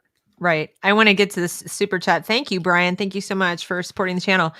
Wow, this is mind-blowing. As a father of an almost 2-year-old girl, I'm nervous for what the public education system is going to be like when she turns 5. And you're right to be nervous. And it's great that you're thinking about this now when she's 2. And I agree with Return to Reason with Truman that you might want to consider, since you have time now, consider your options. You have options. I do have a locals community, and we talk about those options and, my Zoom calls, or even within the community. I have a homeschool resource list. It might seem out of reach for you, but I'm here to tell you it's not. You can do it. I know single parents do it, people who have to work. I mean, you don't have to use their schools, but if you feel like you do, get on board with school choice. At a minimum, do that, right? But thank you so much. And it looks like, Brian, you followed up saying, I imagine you mean you're not in a position to do that. So I have an 8-year-old daughter. So, I've kind of gone through some of the steps that you may have to go through, and she's gone through public school, up until now. And again, like we were saying before, it's about being a proactive parent. Like, you are a teacher as well. You are the main teacher in your daughter's life, and you need to act that way. So that means she comes home from school, ask her what she's doing, ask her what she's talking about with her teachers. And if it's damaging to her, you can have that, email the school, email the teacher, have that conversation with that person. But in the end, you're going to be looked at as the authority figure to her, and it's whatever you say that's going to go in her mind. So And you need to be proactive if you don't have another choice there. And getting back to like what we started in the very beginning with, people don't really want freedom and things like that. This is one where I get really defensive of parents. Because I've been both. I've been a teacher and a parent, both simultaneously. And I do feel for parents, because I do feel like the system, first of all, was forced. It's compulsory. They take the money from you. You've ordered your life around the existence of public schools. It is not fair for them to say now, well, it's parents. Like, no, you guys, I don't have a choice. You're going to take the money no matter what. I don't have it left over to go choose a different school. You fight school choice every chance you get. You fight it hard with lots of money, union money, etc. So I'm kind of stuck. And so don't dog on parents, because after all your gatekeeping and all your pressure and all your negativity about anything that parents say, they are bowing out. Most people would. Over time, most parents would just be like, I don't have time for this. It's a second full-time job for me to bang on the door of the schoolhouse and say, let me in, let me see what's going on. And they hope and they pray and they ask their kids at the end of the day, what's going on? They try to talk to friends, what's happening. but it is, you don't get paid to do that. They do. And so what I'm trying to offer to parents, like with this channel and even with the locals, is maybe some guidelines, maybe some toolkits, like you need at the very beginning. Like, Brian, before you enroll your child in any public school, you want to get in there and know the process for getting access to the curriculum materials, the learning materials. What's the request process? How long does it take? Do it day one. Every single year. I'm soliciting that material. What is it, in writing 10 days in advance? Okay, here you go. I want the syllabus. I want to see the books. I want to see what my child's going to be learning. By the way, I'm going to want to visit the classroom once a month. What's the process for that? Just assert yourself, because they're not going to invite you. They don't want you there. They're going to push you off with both hands and tell you they're the experts and they know what's what. So your only way, and this is to any parent, if all parents did this, if all parents suddenly were like sending these letters, requesting the information, visiting the school, all this stuff, suddenly they go, oh crap, like, we're not going to get away with it anymore. Don't let them take your freedoms so quickly. Just because they make it hard doesn't mean it's impossible. You can request this information. You can get in there. So if you are in a position where you must use the schools, it's not an option, then that's what you have to do. That's, because not all kids are going to talk. Yeah. They can only take what you give them, much like the freedom. They are in a public position if you're using a public school, and it's completely up to you to determine how you want that education to go within a certain bound, within certain reasons, obviously. But yeah, it's all about being proactive. And, much like Deb said, even for me, attending a PTO meeting was very enlightening to me. And I wrote about that experience in locals, but, it was the first step in me understanding, what they're thinking, kind of what their motives are. And, you gotta be, it's all being proactive and really investing in your kids' education. Yeah, they don't want your input, tragically, and they say they do. I mean, they give lip service to that. They're like, well, it starts in the home, and parents did this more and parents did that more. And then parents try to do that and they get pushback, or they get emails behind their back about, like, don't show the parents, don't tell the parents. The fact of the matter is, you have rights, and they can't, they have custody of your children. So you need to know what's going on. I just want to quickly thank Alexandra. Thank you so much. You're welcome. We love having these conversations. And as I said at the beginning, anybody who has anything to add to these conversations or topics that you'd like us to discuss, please let us know. So I know that Truman at Return to Reason says, forget about it. Reform, no, not going to happen. I agree with him. Full disclosure, I don't think the schools can be reformed. I think the best we could do is make the best of it. But what do you think? You have kids. You're using the schools. I think you have to, right?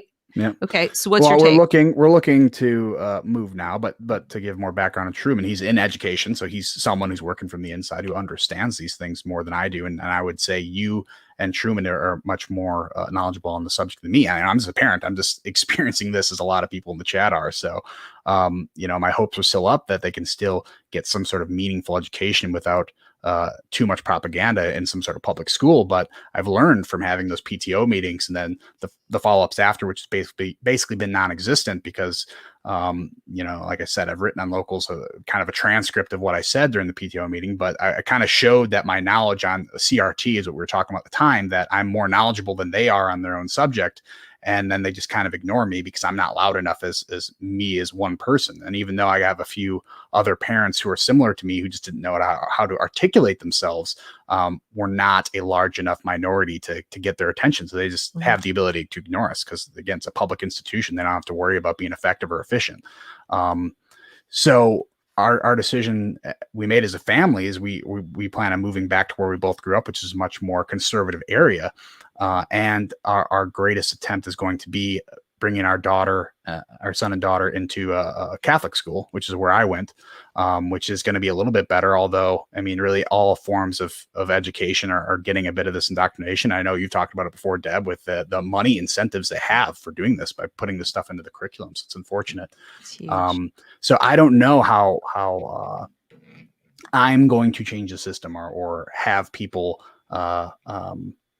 push the curriculum to change to something that's more has more utility. That focuses on developing the child to give them the necessary skills to be a fully functioning adult, which is a no-brainer. That should be, you as an educator, your first priority. Unfortunately, it's not. And it's getting them to understand, it's like, hey, you're floating away from this priority and you're trying to build this weird utopia where you have a bunch of these activists, because you're just pumping out activists. The problem is, when you pump out activists, they assume that they're telling the truth. They assume they know everything, and they're just going to argue to their point. And that's not developing fully functioning kids. And that's going to damage them in the future. And if we have a future of just activists, I mean, we kind of are seeing what happens already now. So trying to just open the eyes of some educators and get some traction going. I don't know if it's possible, but, do what you can. Don't stop fighting just because you don't think it's possible. But there are other options. And I like, Deb, what the stuff you go through for, figuring out those alternatives. Yeah. So Dominic says parents used to have to worry about their kids going outside and hurting themselves. Now they have to worry about them going to school and hurting their mind. Yes, I have said that repeatedly on my channel. I'm just going to keep banging that drum that child abuse is now occurring inside the classroom. And increasingly it is, it's a kind of abuse that is, it's certainly as bad as physical abuse, I would say, because when they get inside your head, and if they do it repeatedly, so it's like every day across a time period, the kids defend their own internal defenses wear down, and you as a parent can't get in there. You can't get in there and combat it. It's a lot harder. And it's really traumatizing to be told by adults one way or the other. So if you're a white child and you're told you're an oppressor, or you're a boy, and it's like, just admit it. You're a sexist, you're a misogynist, all of this is abusive, and it wears them down. It's very difficult to maintain your composure, your internal sense of self-love when you're hearing that, even if it's fed to you with a sweet smile and it's like, it's okay, it's not your fault. And here, let's read about the different ways that people who look just like you and are exactly like you in every way, shape, or form did bad things in the past. They don't have the intellectual or emotional stamina because they're children. Even adults don't, by the way. I mean, Carlin talks about this in a workplace. Team structure breaks down. People are suspicious of each other. If adults can't weather that storm after one training destroys teams. They're just like, they don't trust each other, and they're like this. Imagine every day across the years hearing or just reading books and having your teacher say, so let's discuss in what ways white people abuse Black people. These are literally questions that they ask kids after reading stuff. The kids, there's only so much you can do at home. You can't wrap them in bubble wrap, put plugs in their ears. And now you can, when they come home, you can tell them like, none of the stuff they're telling you is true, but then what's the value? Then your kid starts going, so exactly why are you sending me? Now I can speak to this because coming from a split household, my kids knew how I felt. They knew exactly what I thought about all of this. And they knew I was fighting. I'd go into the school and I fought for them. I was in there making enemies. Okay. But they also knew I was dropping them off every day. And they would say that, Mom, why are you doing this? I see you in here. You're complaining. You're saying that you tell us that we're right for feeling upset. We're right to be angry and feel hurt and feel, like we can't speak in class. But why do you make us go? Why are you making us go? And I'm hearing this from a 6th grader. So we're not talking, a high school kid. All right. Why are you making me go? Prior to that, when my daughter was in 3rd grade and getting bullied by somebody and they didn't do anything about it because there was a cultural issue, which translates to the girl abusing her was Black and we don't want to discipline her because, well, she's Black and your daughter's white. And so therefore something she did must have, they didn't say it explicitly, but she must have deserved it. My little tiny daughter and the almost 5'10" girl in 3rd grade. And my daughter was like, why are you making me go, Mom? Why are you doing this to me? Now, I'm lucky. My child asked me. I had to come up with an answer. It wasn't a good one, but I had to come up with it. Some kids won't ask. They won't say. But in their heads, you got to wonder, are they saying, why are you making me do this? And that's what I don't want any parent to have to deal with, because I know what it feels like. I know what it feels like to be on the receiving end of that question. And even as glad as you are that they voiced it and weren't just carrying it around silently, it's excruciating. And I didn't have a choice. I was legally obligated. I'll leave it at that. I was legally obligated to bring them. But It was torture. say with my best strategy, I don't have an experience. Again, my kids are really young, but I don't have the same experience. But I try to explain it to my daughter, at least in a way of setting it in terms of the viewpoint diversity. So I've told her explicitly, there's some things your school is going to say that I think is wrong, Mm-hmm. and that's okay for other people to have other opinions. I had to have her talk. This talk actually started in a pretty funny way. I listen to podcasts while I'm in the car with her, and she picked up on the name Joe Biden one time, and someone at school, or like someone in a home across the school, had a Joe Biden sign in their yard, and my daughter's like, "Ugh, Joe Biden," and I'm like, "No, like don't." Or she also brought up like, "We hate Joe Biden, right?" I'm like, "No, I don't hate them." It's like you don't hate people just because they have a different opinion than you, right? Right. So I'm trying to get that point across, and I try to. This is my best way to kind of help her understand that you might be taught something that we don't believe in or that we don't agree with, and that's okay for other people to believe other things, but come here, you ask me the question, and I'm going to try to give you the answer that I believe in. And you can make your decision in the future. But the problem is when you're dealing with these evil, outright evil ideas, it's really hard to say, oh, it's like, well, yeah, your teacher is teaching you how to be a racist, but we just don't believe in that thing. And you need to be, tolerant toward those different ideals. And, that's much, much harder to say. So there really is no good way to disarm that, and really no good way to explain that. But what I can say, Deb, if I think of this as an engineer, I work with a lot of quality management people, and the quality management people are the ones who tell you what the problems are. And they're Mm-hmm. always hated in every company. Like, you hate the quality manager, and that's a good thing. That's when you have good quality managers, when you hate the guy, because that means he's telling you stuff that you need to know. And sometimes I think of that way as a teacher, as a parent. Like, if you're hated by the school, you're probably a good parent because you're investing in it. It's better than not being known by the school, right? So sometimes Yeah. you got to be annoying. Sometimes you got to get in there and, be that person that they see you walking up to the school and like, oh, I don't want to talk to this person. And me personally, I like to be the person who no one wants to talk to, but, but Well, yeah, and sometimes it you have to used be to be pestering. people said, and people still do say, I'm worried about backlash against my child. And I want to encourage parents to turn that around. I think it actually ended up from the position of the staff. Anyway, I couldn't protect my kid from the other kids. That I couldn't do. But I believe it worked the opposite. I think they knew I was vocal, I was watching, I was looking at everything they do. And even though they didn't really change their behavior in terms of what they were teaching my kid, because they were teaching everybody, they definitely were very careful about how they treated her. I got the feeling they went almost out of their way to make sure they didn't draw any attention where I might sue them or something like that, for backlash. So it's not a guarantee, but I'd say don't think it's a guarantee the other way either. Don't assume that because you're speaking up, they're going to take it out on your kid. They might be actually chastened and say, like, be careful, avoid that one. Like, don't cross that one. Her mom is really loud. We don't want to draw attention through that kid's mom is watching. So it can actually have the opposite impact. And then two, anything you can do to arm your child physically. It's not a half bad idea to teach your child how to defend themselves verbally, physically, if they have to. I mean, it sounds like a crazy thing to say, but it's they need to feel safe in their own person. Like, they have personal power to protect themselves and don't need to rely on the school to do it for them or necessarily on you to do it for them.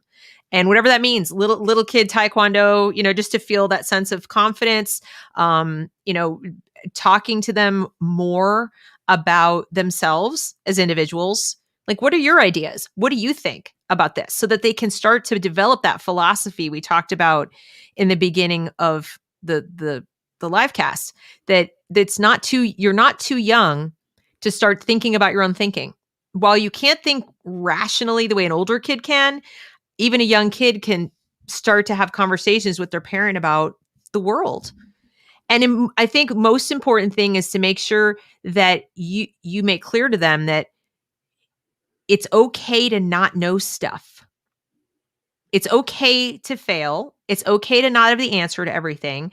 And even the adults in your school don't have the answer to everything. So if you hear a grown up telling you that something is definitely true, that upsets you in any way, like it makes you feel something icky, like makes you feel a negative feeling inside yourself, come home, let's talk about it, because I'm a different grown up and I want to help you, learn how to handle those kind of emotions. Don't leave it up to this adult in the school to tell your child what to feel. Least of all about any negative emotions that come up, because one of the components of critical race theory is, oh, that negative feeling you feel, that's your fragility. That's your racism. That's the evidence of it. Okay. That's the most insidious form of abuse there is. So if they can bring that home to you, if they feel something yucky that the teacher said to them, it was like they just don't like what they heard, and you can help them work through that and help them understand it, and you help them build their own personal view of how this world works, you're going to intercept that development. Because as I said at the beginning, the people, even young people, even children who have their own solid philosophy or worldview are more immune to this. They see it for the hypocrisy and garbage that it is. My kids were not even remotely in danger from probably about 5th grade on of being converted to this worldview, because I have been talking to them all along about just what we don't know, what it's okay not to know, what, other grownups who tell you they know the answer. Nope, that's not true, and so forth, so that they don't rely on these people. Yeah, I think Truman just brought up a good comment where he said there's a reason every successful totalitarian regime had a program for separating children from their parents for indoctrination and facilitation of loyalty to the state. When I talk about the book, Eric Hoffer, there's a common theme he has in there called self-sacrifice. And what he means by self-sacrifice is sacrificing your individuality to the collective.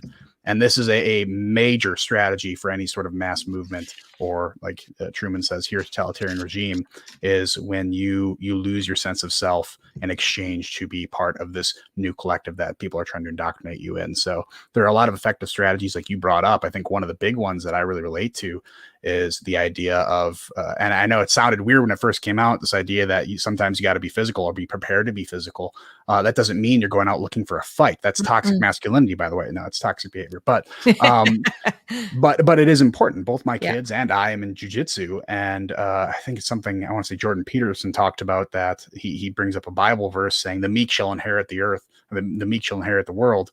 And people say meek is as in a synonym for weak, but it's not. Meek means you have the ability to be physical, or you have a large sword, but you keep it sheathed, I believe it's called, that you have this ability that you choose not to use, but you still have it in case you would ever need it. And it's important for your confidence to do it, not only just self-defense purposes, but it boosts confidence being able to have, the physical element, and even just generally being healthy for your kids. It'll help defend against indoctrination, I think, because it'll help. I mean, it really helps to boost down confidence if you're going to indoctrinate someone. So keeping a confident child will make it extremely difficult to do that, and they'll stand by their principles. Very true. Those who lose themselves free themselves from the consequences of their ineffective selves. I think that was the quote. But it's true. You won't really know yourself for many, many, many years, but it's not too early, like I said, to walk your kids through the process of thinking about what makes sense and what doesn't make sense. And just, you can even ask them questions. So the teacher said this, and it's like, have you seen that? Have you seen that does that sound like it's true from what you've experienced in your life? And do you believe it? Do you think it's true? And if they say, well, teacher said it, or whatever, say, well, you can even go look it up with a kid. My daughter came home and said, my teacher said Publix is a racist grocery store. Is that true, Mom? And I said, well, first tell me why the teacher said it. What was the background? What's his backstory? Well, they put a store in a neighborhood they said was a rich white neighborhood, and that makes them a racist grocery store. And I said, well, first let's look at whether the neighborhood is rich and white. Okay. And we talked about, even with my young child, I was like, what does rich mean? And she's like, well, I don't know. Does it mean, everybody there has a lot of money? And I said, okay, let's go with that. What does white mean in terms of a neighborhood? So we kind of got some working definitions of words before we started, because they won't do this in school. They just say rich and white, and they expect the kids to just know what that means. And I got her to define it for herself. And then we went online and we looked up the site selection process for Publix. Took all of 5 minutes. And I read it to her in plain English. I said, here's what they do. And then I showed her the map. I circled it and I said, you know who lives in this neighborhood? It's where you used to go to your lower elementary school, before I switched you to the charter school. And she goes, those aren't all white people. Like, she had eyes in her head. She's like, no. She goes, Mom, my elementary school was like more than half black. I'm like, right? And then she goes, oh, so I kind of helped her at her level work through how it wasn't true. She didn't have to go back into the school and take on the teacher. She didn't have to do that. It was just like, oh. So moving forward from there, she had an appropriate level of skepticism and then began coming home and go, okay, so today he said this. And we're like, all right, let's go. So not every parent can do this. I mean, I understand. Every parent has a time. Not every kid is going to be forthright. Not every kid's going to have that first conversation. So you do have to kind of get in there when you can. But I just want to offer up some suggestions, because it can feel really overwhelming and you can feel helpless. Like, what am I going to do? My kid's in the class and I can't solve it. It's like, no, you can't. But you can help your child build their own armor, their own suit of armor, their own thought process, their own philosophy and worldview, and trust in their own eyeballs. If you can teach your child to trust reality and trust their own five senses, you've gone a long way to combating this, because everything they're going to teach in school along this woke stuff does not match reality. There's no reality there. There's no there. You can very easily still, it might not be so easy if Google has its way, but you can still very easily take all of these assertions and without too much legwork, show your child how, that's just not true. Yeah. It's giving them tools to prepare them to be adults in the real world. And correct. Problem is, if the school's giving them tools at all, it is preparing them for this fake world where they're going to be. I forgot if it was Truman who brought this up, with their LARPing, and they're fighting imaginary dragons, and it's not a real reality, but they're trying to build it for them and build this perception. I mean, that's the difference between teaching kids how to learn and creating activists, where activists already know the solution. They know there's racism. They just need to figure out how to assign it. Whereas the thinking person who's like, there might be racism here. Let's see if there is. And if there's empirical data to support it, then there it is. But in most cases, especially in America, there's just no data. Right. And it's a lot easier to resist peer pressure or the accusation, well, you're a racist, if you actually have facts. You don't like it. It's never going to be fun. Like, I would never lie to my kids and say, like, oh, it doesn't matter at all that the entire peer group at your school thinks you're a racist. It sucks. Okay. Yeah. But it's a lot less sucky when you realize literally how untrue it is. Like, when you can feel good about having some data to back up your belief that that's not true. There's just not enough, I think, counter information coming at these kids. And that's why you see so many of them out there LARPing and rioting, and they don't know any different.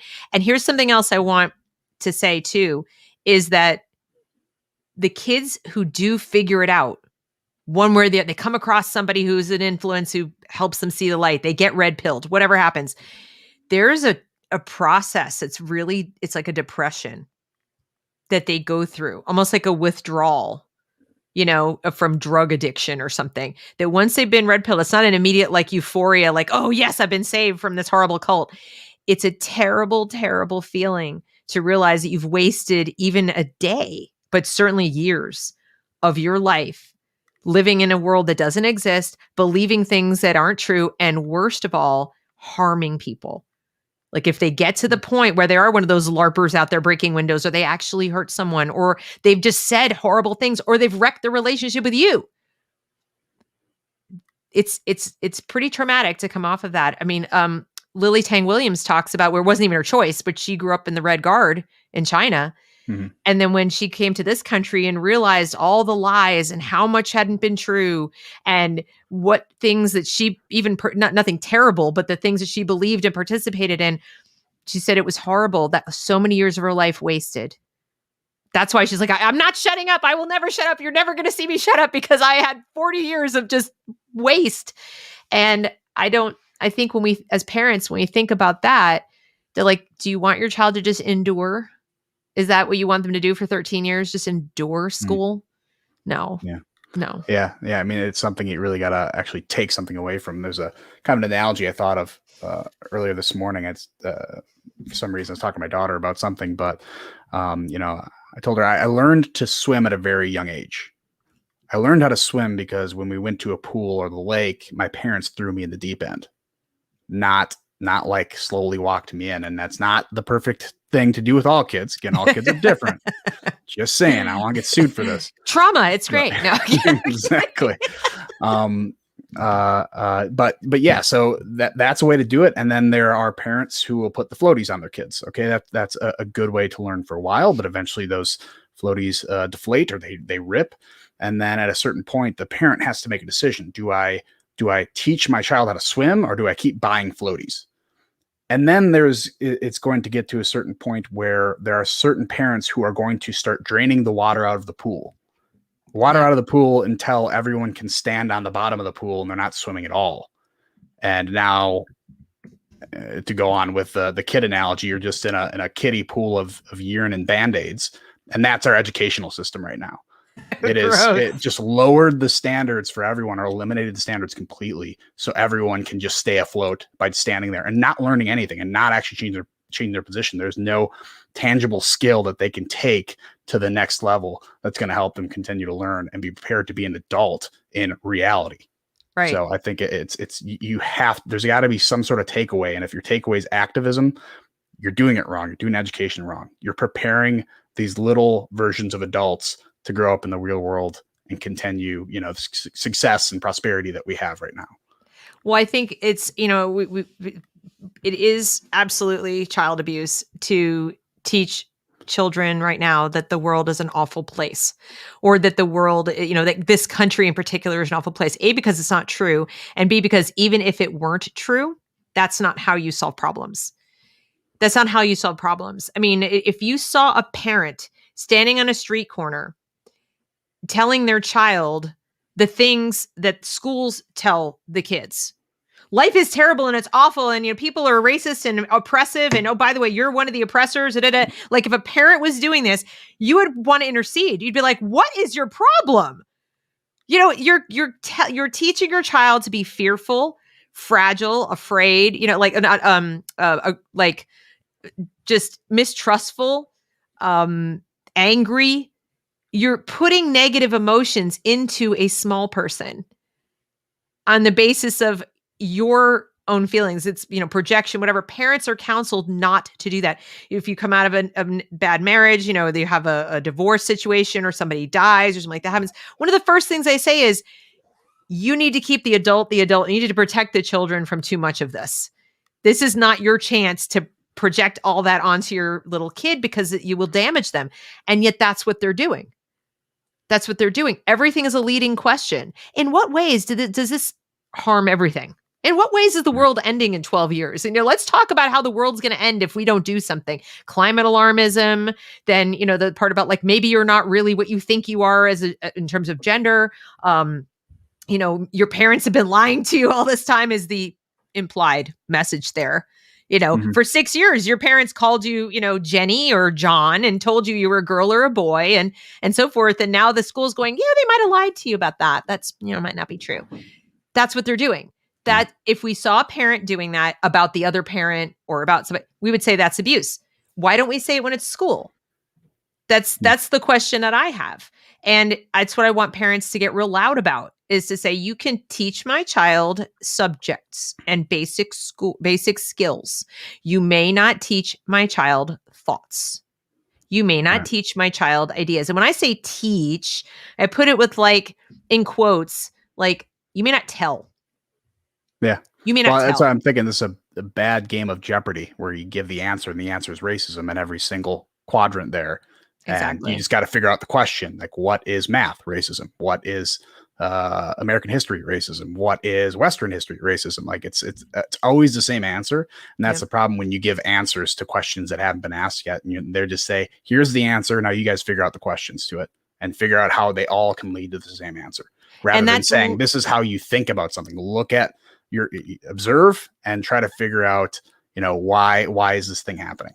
and That's what then they should be taught. literally what parents in the audience need to know is that the current definition, because you know how they change the meaning of words all over I've the heard of place. it. Yeah. Okay, yeah. Critical thinking doesn't mean what we think it means. We think it means, applying reason and analysis and looking for data or evidence and then evaluating whether a hypothesis is, valid or an argument is valid. No, no, no, no. Critical thinking means what you just described. The answer is everything is racism. The answer is racism. Now go out and find it. Be critical of everything with that idea in mind. Find the racism. It's in Dr. Seuss. Oh my God, it's in Curious George. Look, it's over here. That's critical consciousness. Is start to become aware of all the ways in which the world sucks, according to the definition of suck that we've just given you. And now, congratulations, you've succeeded. You are now a critical thinker. No, you're not. You're a robot repeating the creed, the dogma of a cult. And that's why, like I said, the only way to arm the kids is to tell them that that's not what thinking is. Thinking looks like, and you show them what it looks like, you model it, and you get them to develop their own philosophy or worldview, even in a small version when they're little, and just interrupt all of that. And that's for the people who can't run for school board, go to all the school board meetings, show up everywhere, be a thorn in their side, which obviously is recommended if you can't pull your kid out. But you've got to interrupt this process some way, because, like I said, would you let your child go off would you willingly drop them off at the Scientology building every day? Unless if you're not a Scientologist, of course. Like, Wow. You assumed that I'm not, but yeah, no, I wish I could hang out with Ted Cruz every once in a while, or not Ted Cruz, the other Cruz. Do you mean I'd rather Tom? have Ted Cruz. Yeah, Tom Cruise. There we go. Right. But no, I mean, that's, people, we hear that and we're like, well, no, I wouldn't do that. That's crazy. Okay. But guess what? Exactly. Yeah. So I know we're running up against 2 hours, and I have to do Yeah. a little bit of parenting and feeding my daughter eventually. Yeah. We got to wrap up. But if I could end this with a question that I asked you that I really liked your answer when I asked you, I think last time we talked, if I may. Yeah.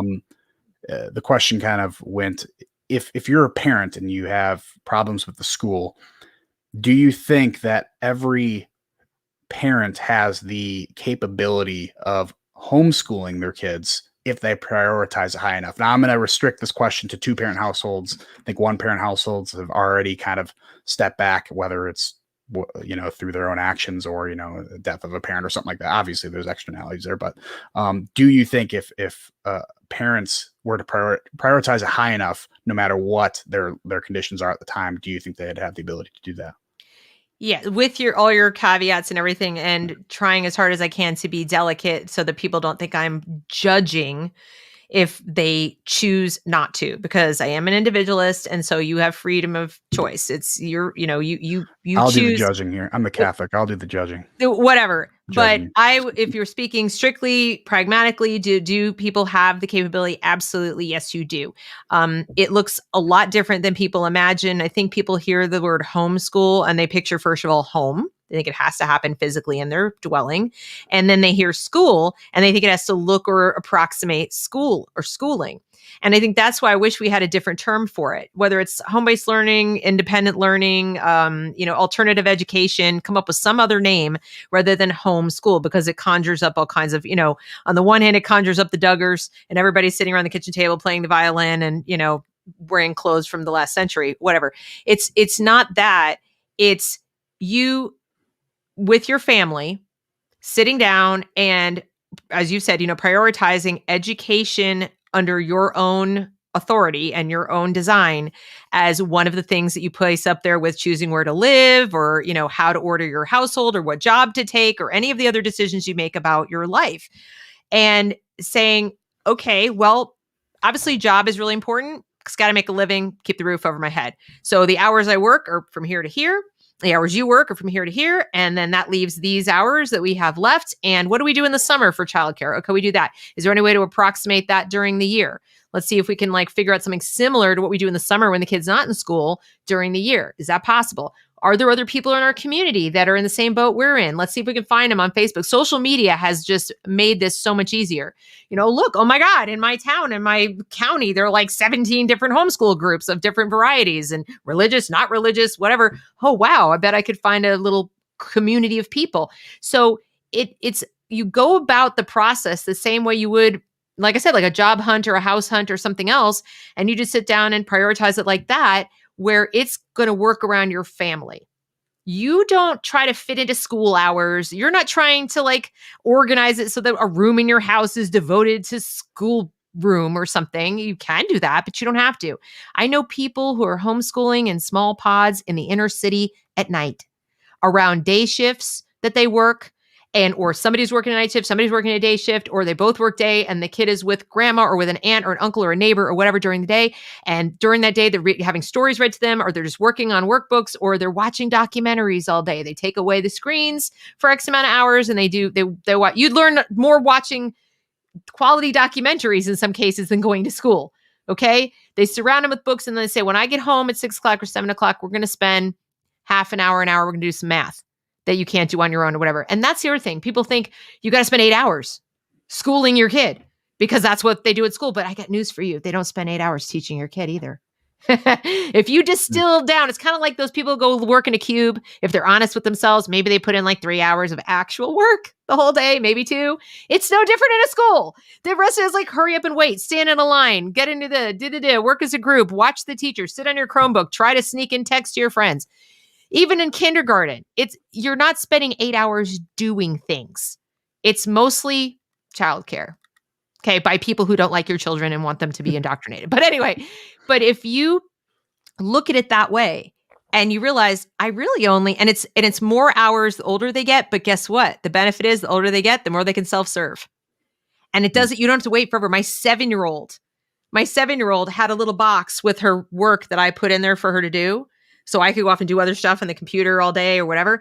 And she would just go in there and be all proud of herself. That's her thing is little kids, 7 and 8, they really like to be all self-sufficient. Most of them. They're like, my work, and so there's a great number of them that actually like being in charge of themselves. I have a harder time with my older kids, believe it or not. They're fully capable. But after going back to public school for many years, I've had to like stick them with a coddle prod because school taught them to be lazy. They got such good grades in public school with the dumbed down standards that they're like, what? When they were little, oh my goodness, I didn't have to do anything. It was like, here's the work. They self-serve. So they were able to do school in like hour and a half, 2 hours a day. The rest of the time they played, they did whatever. My eldest daughter was reading at college level ability. I had to be very selective of books because they weren't appropriate, right? I ran out of books that were like age appropriate. She could do that when she was 8 years old. And it's not because I'm a genius or she's a genius. She just wasn't held back by any arbitrary limits of like, okay, now stop. When she went into public school, they didn't have a reading level for her, obviously. So they made her tutor other kids. They made her read to other kids because they didn't know what to do with her. So, anyone can do this. Or conversely, if you observe that your child is struggling early on, you can get in there with remediation. You can get in there and say, all right, we got to deal with this. I got to find out somebody who can help with a reading specialist. Maybe my child has dyslexia. That you can do that. The school won't tell you because it's going to cost them money. And if you're not like watching and asking, when they go, no, it's fine. That's fine. If you don't push that and say, it's not fine. Do something. Mm-hmm. Your child could be 10, 11 years old before you find out because you pulled them and sent them to somebody privately that your child has dyslexia and needs extra help. And by this point, the kid hates to read, hates school, is falling behind, feeling terrible about themselves. Worst case, their behavior problem. Because learning disabilities undiagnosed can cause behavior problems. But when you're doing it at home, they can go at their pace. You can go at your pace. It's whatever you want it to be. So yes, if you prioritize this and you realize this is what they did for thousands of years. This is what they did till the 1880s in the United States. They didn't have a public school system. But they were all racist. I don't know why. Black children had the same literacy rates as white children until public schools came into being. Yeah. Actually, they still did until desegregation. And now I'm going to say that and people go, oh, the reason we learn is pro-segregation. Hell no.